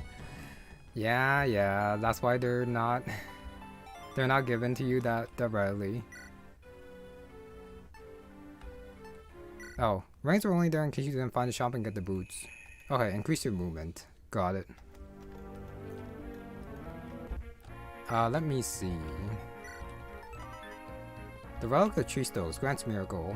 Yeah, there's no like special description in them. So I think it is just special, well, some better items than some yeah, that grant move. Something like that. Now I gotta find the song again. Okay. Well, I guess I could like change the song here. Castlevania? Sure. Try to look at my notes again. I already talked about like the small group of enemies. Oh yeah. I guess by the small groups of enemies, I meant like the enemy density was on the lower side. Where even though enemies were like popular throughout the map, you usually only have to like fight them like 1 or 2 at a time, or 3 at most. What their range is, which is nice to see, so that you aren't like overwhelmed with like a lot of people charging at you, except maybe for like chapter 10. But yeah, it's on the lower side so that you can fight them and split your guys up, and then have everyone take care of enemies, and then move forward smoothly. Dinosaur OSD. I mean, it is here. I might as well play it. I think that's it. Oh, sorry, the map where I was skipping the capital of Dead Hands song was Thriller. I don't think I heard Thriller. I'm pretty sure that's not here. Is Lionheart the best weapon? It probably is. 1, 2 range, and then plus stats as well. And then with how strong it is as well. Best weapon in the game? Maybe. But I think for availability, it's probably like the Felbow. Yeah, it's probably Radahn's Felbow. It saved me so many times. It's so good. It's a little bit heavy, but with Radahn's speed growth, speed should not be that much of a problem. And then you should be able to like kill most of the people that you do need to kill with the Felbow, even though I had a little bit of trouble early on. But afterwards, it's so strong. They nerfed it? Well, too bad. That's why I buffed up Edric. And good thing I did, because I guess it did make up for the Lionheart. I didn't even notice it was nerfed, because Edric was still killing stuff left and right with the Lionheart, and then I was like wasting it so much. Okay, I think that's it. Yeah, I talked a lot, so my throat is dying. I didn't actually think I would talk this much. It's not like I wrote an essay, but somehow I still like went through all the characters and then like went through, I think, most of the plot points, difficulty, deployment. Yeah, that should be it. Trying to make sure I'm not missing anything. Nope. Yeah. Front unit review essay. No. I'm just gonna say he kills everything. He tanks some stuff. He crits when low crits. He killed Ezra when Ezra could have killed anyone, but he counter crit with like what, 4%. Best unit in the game for me. Objectively, probably not, but still best unit for me in this game. And I will be very sad if he's not in the next game. And the next game is gonna be in like what? I think it was 2 years, it was said. So it is gonna be a long wait. But I did not expect the second game. So the third game is definitely extra cherry on top of this game, which I hope it will be, and that it's just as good as this game. Defeat 7, yes. Well, I think I had enough characters to defeat 7, but he did. So yeah, even though I also love 7, but Front absolutely takes it for sure. Alright, Shadow of Dawn. It was a blast to play through.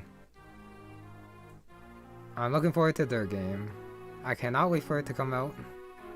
I do hope it will go up and beyond my expectations, since this game blew away with the first one. And I don't know how I feel about the monsters showing up here when no monsters show up in this game. I think those might be a red herring. They might be. Oh, 7 not as consistent as Ferrant. He was super late. But yeah, I did not see these classes at all in this game. Can't wait either? Good to know. Okay. So, yeah. Well, that is gonna be it for this one. So, thank you very much for watching. And I'll see you next time.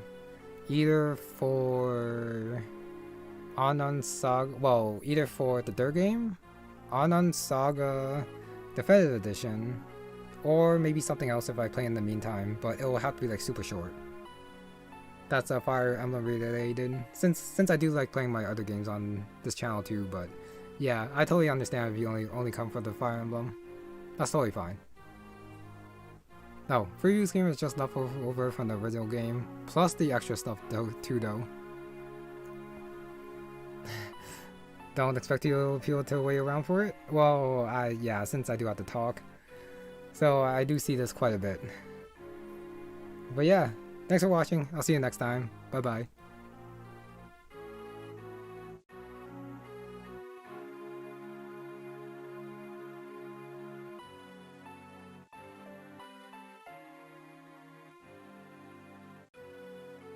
Oh, sorry, one last thing. Playable Ilya, playable Ruslan, playable Edward. Please, and thank you. For on being alive would be a plus.